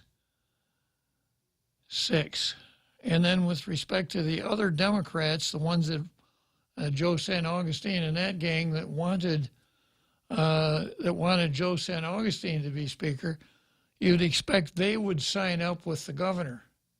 So we could wind up with a very pro-military legislature, which supporting Lou, which is kind of ironic because remember in the beginning of her governorship, that wasn't where she was. That's apparently where she is right now. Now, it's interesting that the admiral said that the land will never come back, never be given back to original landowners. I wonder if Won't isn't putting words in the admiral's mouth. I can't imagine a flag officer in the United States Navy making a statement that is so deeply involved with local politics. Probably took it out of, not out of context. He misrepresented the words. Yeah. I mean, honestly, it doesn't take the admiral to know that. Yeah. It's law. Yeah. And the admiral might have explained, well, we did have a net negative policy, but the land is not going to be returned if we need it for defense purposes, and that's certainly the case today. So people who are interested in land getting back today need to really understand that, which means, you know, the admiral told me that they aren't going to get their land back. There's no way they're going to get their land back. But that's politics, you know, crafting a message, getting your message out, convincing people with your message. Makes me wonder also, because that was an interesting thing to not quote the commander, but paraphrase something. Mm-hmm. Was there any kind of warning of how to represent this meeting in the public to the senators that were allowed to be there? Or that won't think that he can just talk because he's a senator now, he can just say anything? Well, he didn't even have to be a senator to do that. Remember, That's true. He was giving Therese directions before he was even sworn in. The turkey. Some things never change, right? Yeah, well, you know, I told you what to do before I was a senator. Why the hell can't I now? So, you know, that would be ticklish for the admiral to say, I want to meet with you guys, but everything we say has to stay in this room. Well, I'm talking about the governor. Would she say, hey, don't mess this up between us and the military? I want you guys to shut up. Yeah. Yeah. I let you in here. Like, be happy already about that. Yeah, yeah. It just, I know he's a freshman senator, but it just seems like something to push by people first before you go quoting the people in the meetings. Yeah. With something like that. Yeah, yeah. Yeah, that's very true. Unless he's still carrying water for the governor. You know, the governor wants to be on the right side of this give the land back stuff. She wants to be able to go to every single meeting, fiesta, fandango, dead, whatever. And anybody who, I've spent my entire time in office working hard to get the land back to the ancestral landowners. But, you know, it's because of the Navy that I can't do it. And so instead of her looking bad by saying that, she finds a patsy to do the dirty work for her. Exactly, yeah. Got it. You heard what he said. The admiral said that no way that that's going to happen. So, you know, I want to continue fighting, but if the admiral said that, you know, I don't have very many ships up here at Adeloof. So it's going to be very interesting to follow it along. Now, I guess we ought to have, I don't know if I'm ready to rule on this or not yet.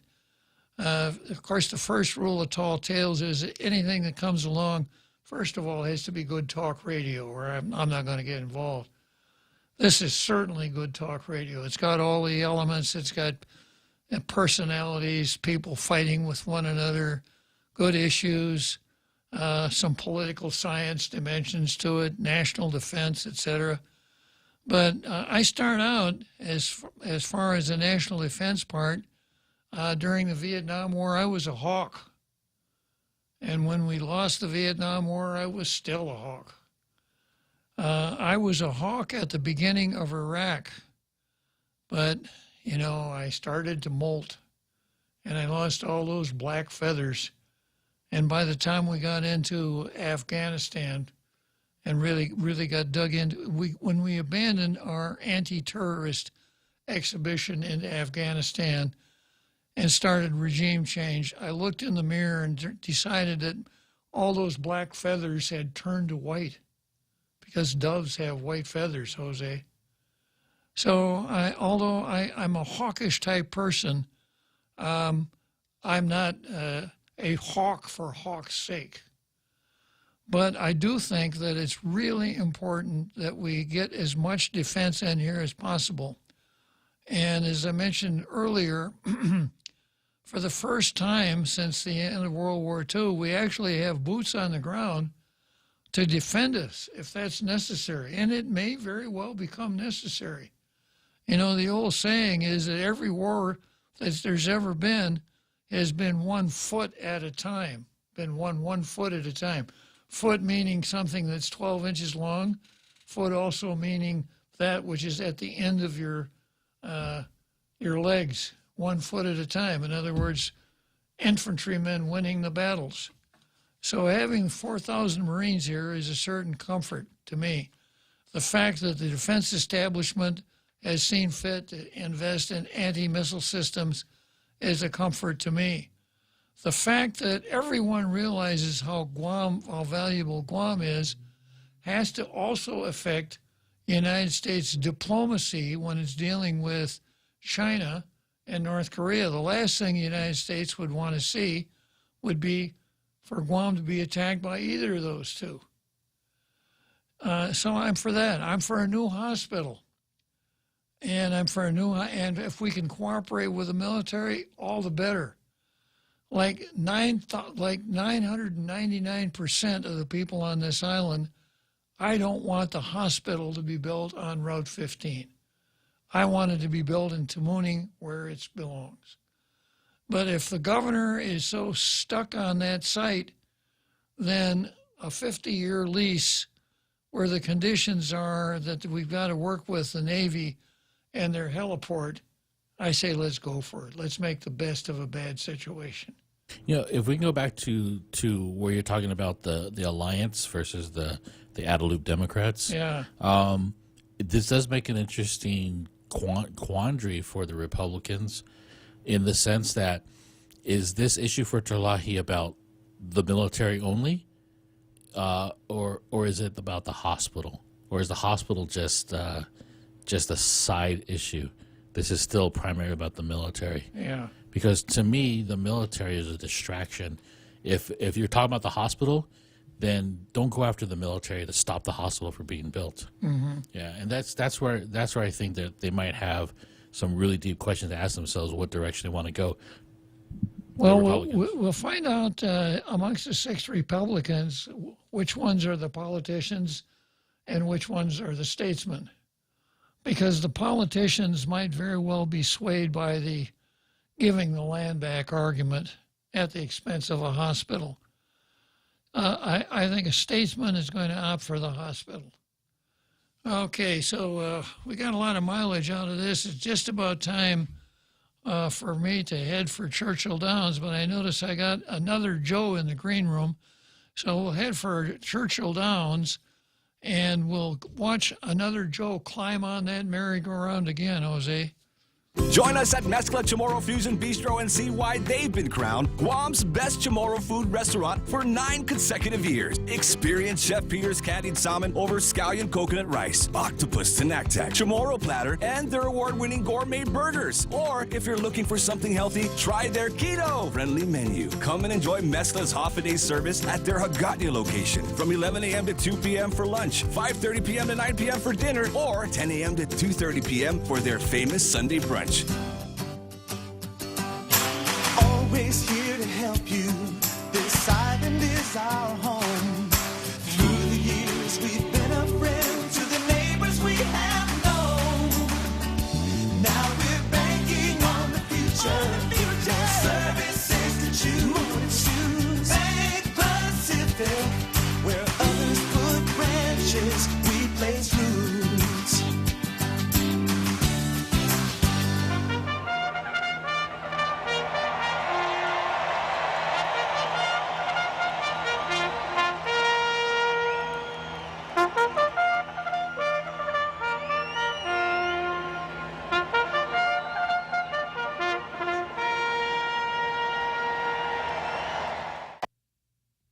Okay, so here we are, Churchill Downs, 6 furlongs. I crossed the finish line, and another exciting, elucidating educational episode of Tall Tales comes to an end. And now I have one of our regulars here, another Joe, who is properly seated on a horse on the merry-go-round. Tell us about it, another Joe.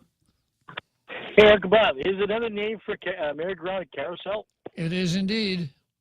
The Rogerson Hammerstein movie. Carousel. So, my question is, if this is such an offense, and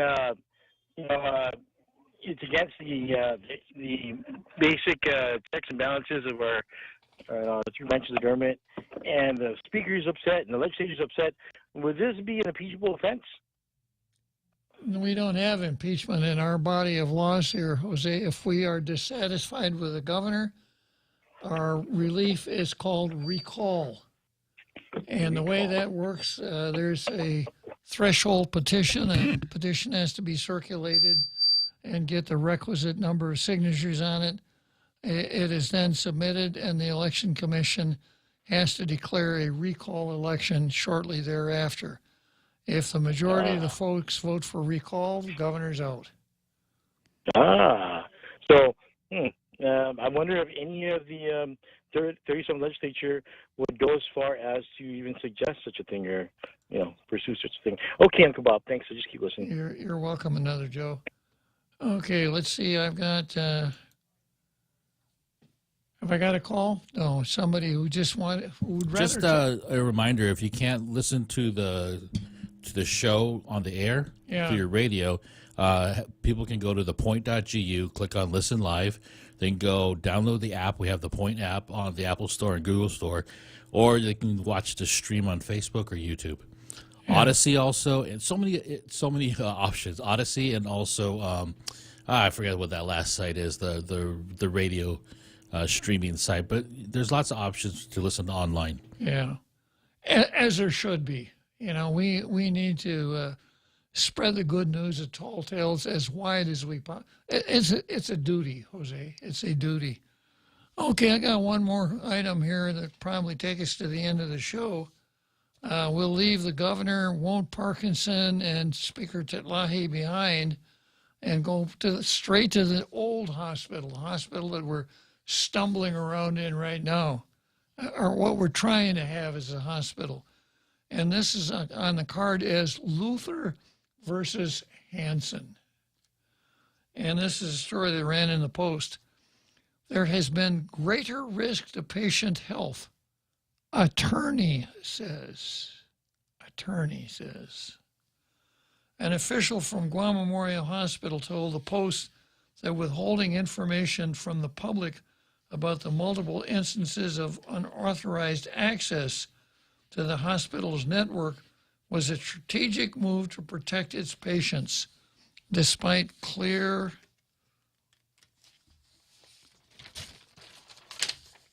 concerns raised by GMH nurses that the move put patients' lives at risk.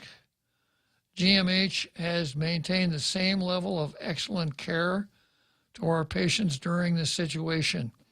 It has been more challenging, but our staff has risen to that challenge. None of our services have been shut down as a result of the situation. Our healthcare partners have been tremendous and provided their support wherever needed so that no services were affected. Cindy Hansen, GMH spokesperson, said Tuesday. She is the official spokesperson for the hospital. Now go back to the title of the article.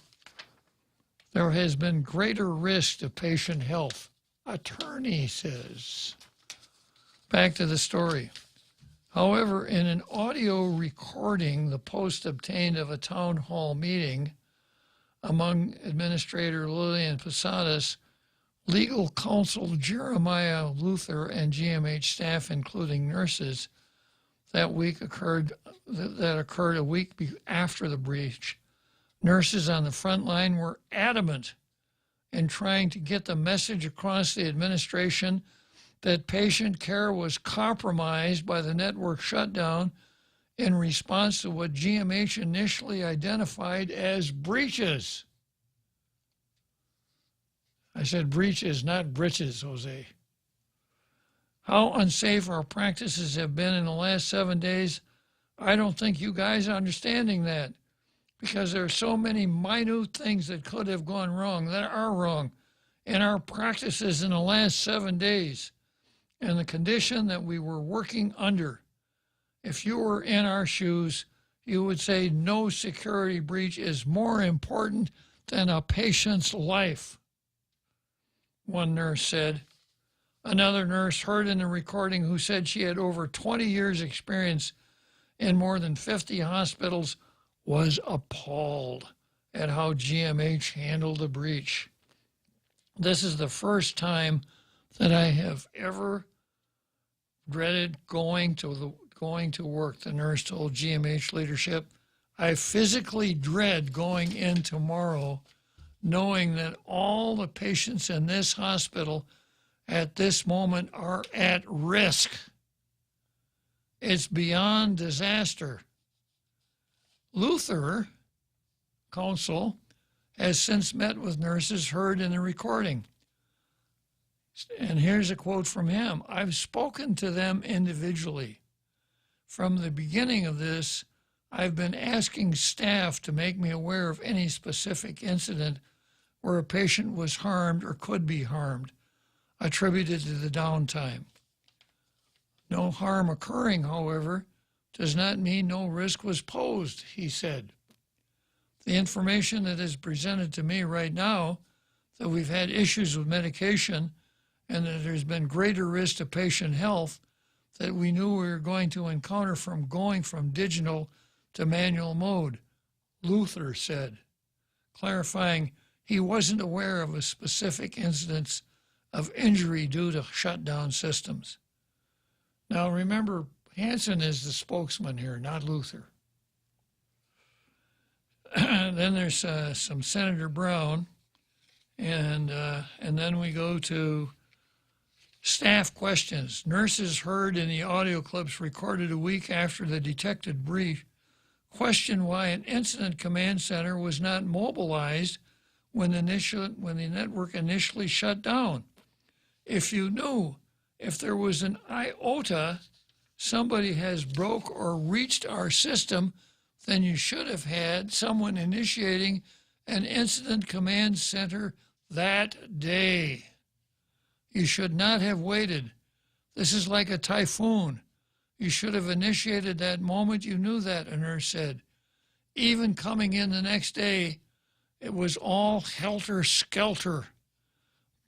Let's leave Charles Manson out of this. All helter-skelter because we're all trying to figure out where we were and what we need to do for that day and to protect our patients. Posadas, heard in the recording, said there wasn't enough time to develop a plan. Wow.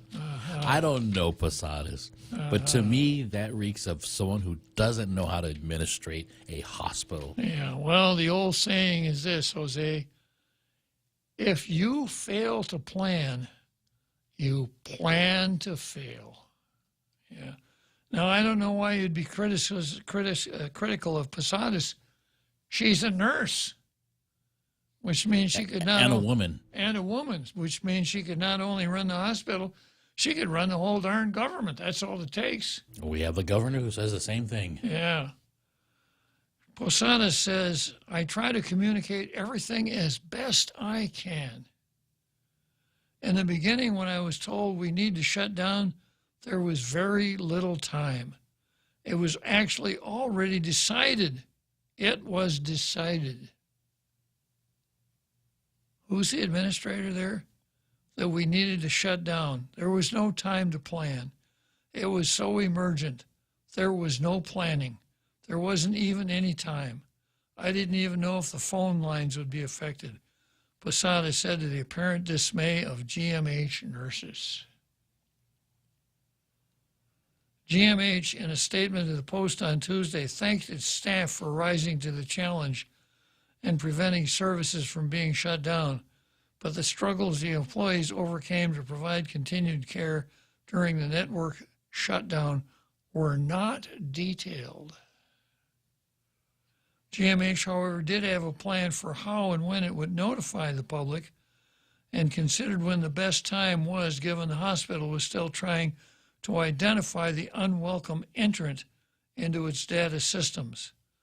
When the unauthorized access was discovered on March 2, we had not identified the source. Information was not shared in order to not alert the entity that accessed our source without authorization. Had the source been alerted that the unauthorized access had been committed, the concern was that they would be able to erase that presence from our system and possibly damage it further. Hansen said. That considered, why was the public notification of the breach was delayed? That consideration was why the public notification of the breach was delayed.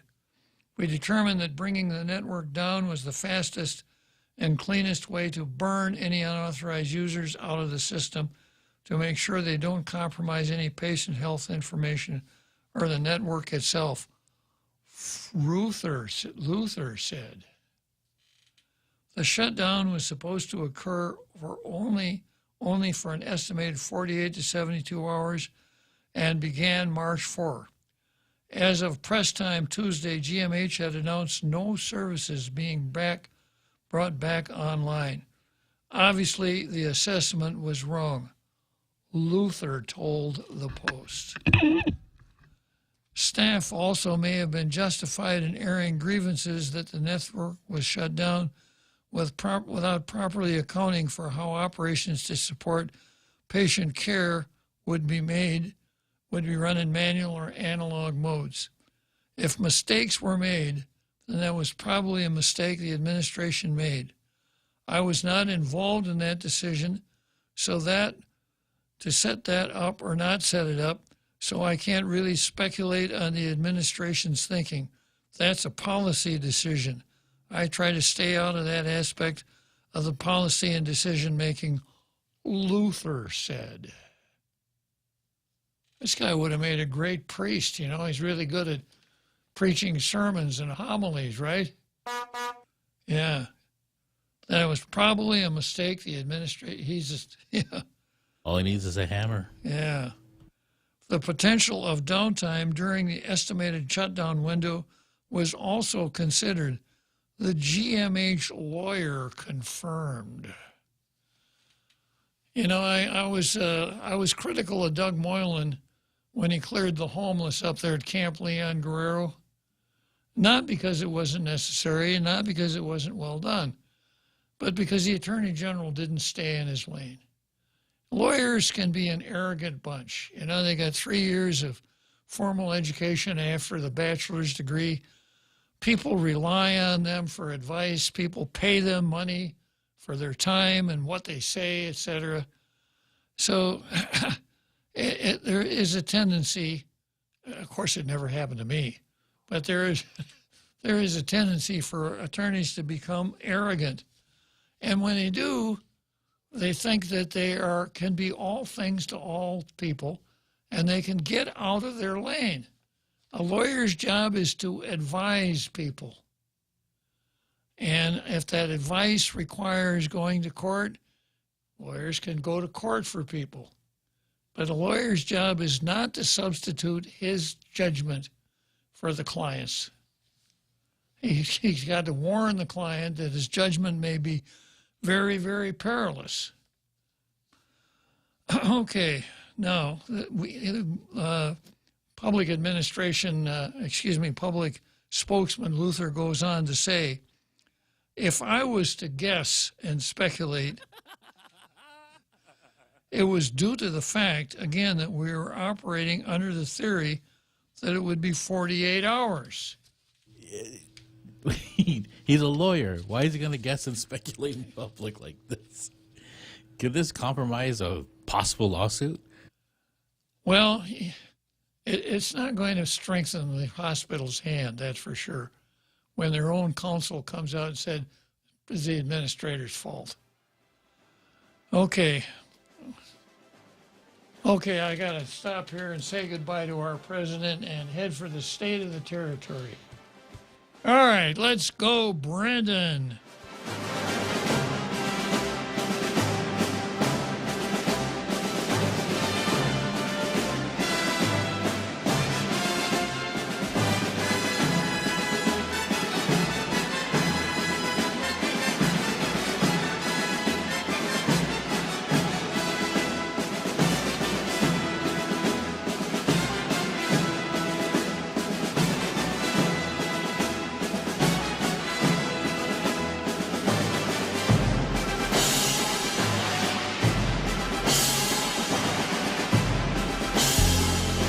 Point is KUSG, Hagåtña, Guam, 93.3 FM and 104.3 HD3. A U.S. drone splashed. I'm Jack Callahan, Fox News. The State Department summoning the Russian ambassador to the U.S.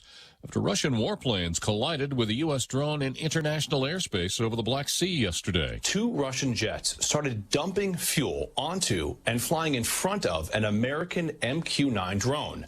One jet got so close to the American drone it collided with it, causing damage to the drone's propeller.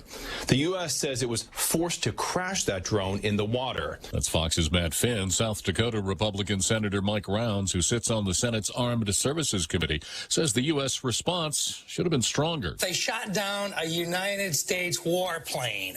They took it out of action. And that's the response we get back.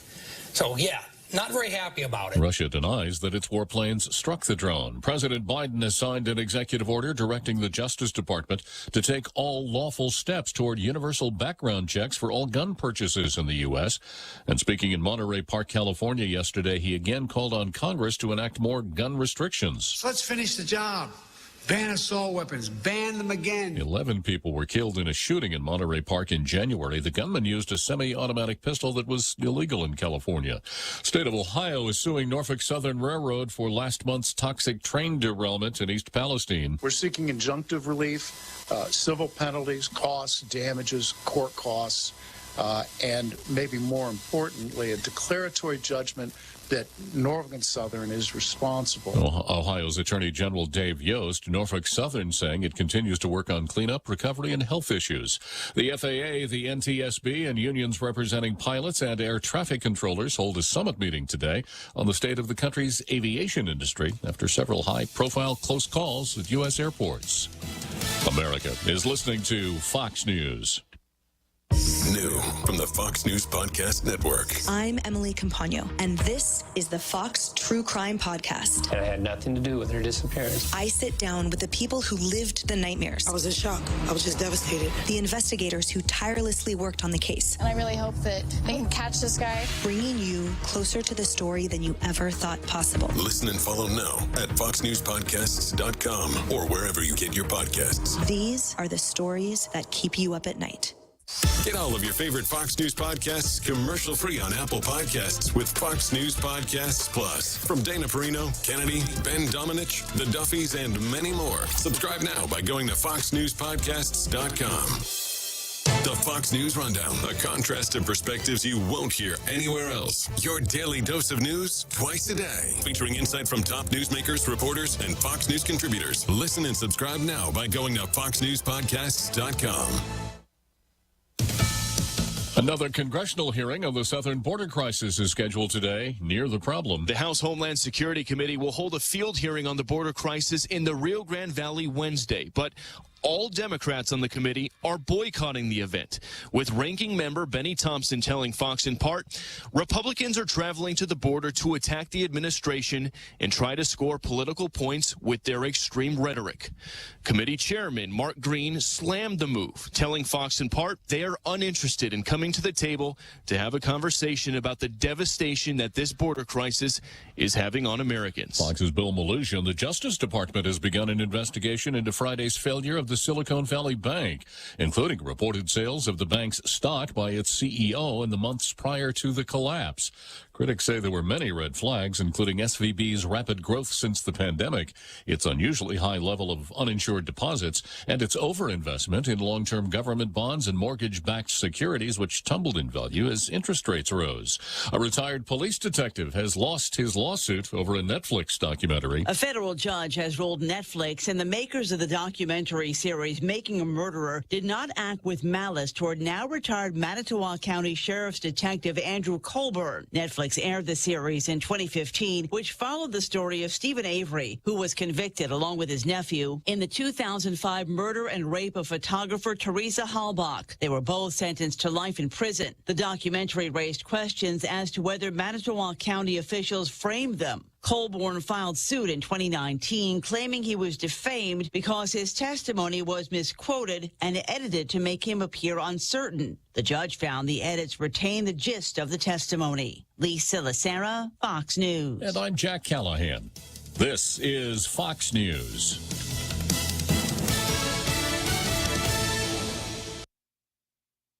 I'm Ashley Dvorkin with a Fox Celebrity Profile with Marilyn Ricecup, who stars in Fox's anthology series Accused, with an episode set in the world of stand-up. It stars Whitney Cummings, and she plays the character of Brenda, who was sexually assaulted by a fellow comedian. So again, this is, an issue that is happening in real life, even though this is a fictionalized story. I play a super fan of hers, and my support of her takes a bit of a turn and is a little bit extreme, and I'll just leave it at that in the way that I decide to support her and how I feel she's being wronged. She says there are many intriguing aspects about this character to play. Even though I'm not the defendant in this episode, I definitely have one of those pivots in my character where it's like, okay, where you really question, why did I do that? Was it justified? Was it too far? And so I really loved being able to play this. Ashley Dvorkin, Fox News.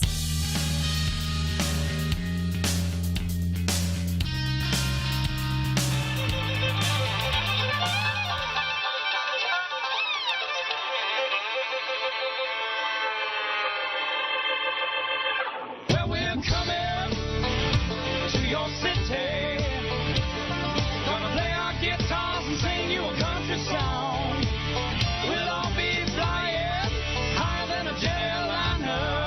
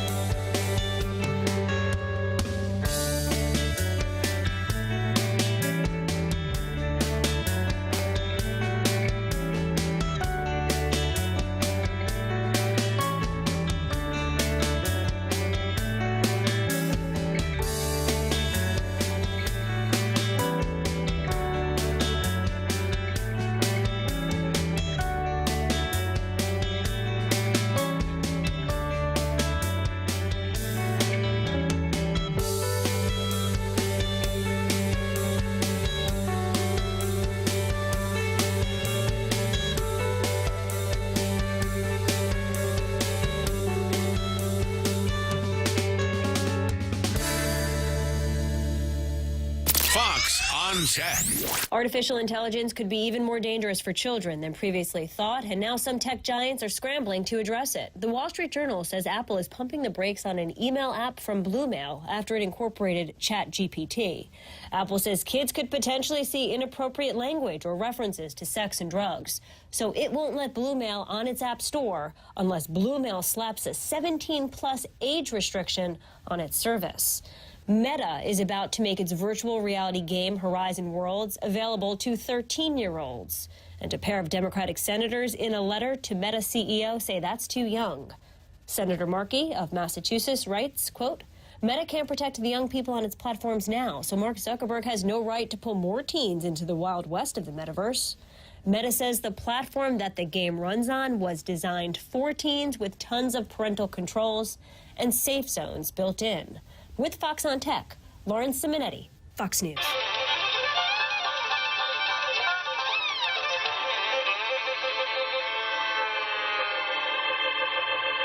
Well, we're coming to your city.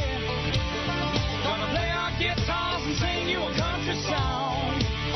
We'll all be flying higher than a jetliner. And if you want a little bang in your yin-yang, come along. Look, the bottom line is this. Americans can rest assured that our banking system is safe. Your deposits are safe. I mean, one of the young leaders was talking to me about climate mental health. I said, tell me what's going on with your peers. Climate mental health. It is an existential threat. Do you care about climate change? Do you care about the future for you, for your children? Do you want to know how we can solve it? Through cool technology? Freedom is back in style. Welcome to the revolution. Yeah, we're coming to your city. Gonna play our guitars and sing you a country song. Sean Hannity. The new Sean Hannity Show. More behind-the-scenes information on breaking news and more bold, inspired solutions for America. Stay right here for our final news roundup and information overload. All right, news roundup, information overload hour. Glad you're with us. 800-941-SEAN is our number if you want to be part of the program. You know, one of the things Jim Jordan's committee, the Judiciary Committee, is looking into is whether or not the FBI has been politicized and whether the DOJ is being weaponized. Now, I know this case we keep reading day after day after day that an indictment in New York against former President Donald Trump seems fairly imminent, according to sources, left, right, sideways, the New York Times, here, there, and everywhere.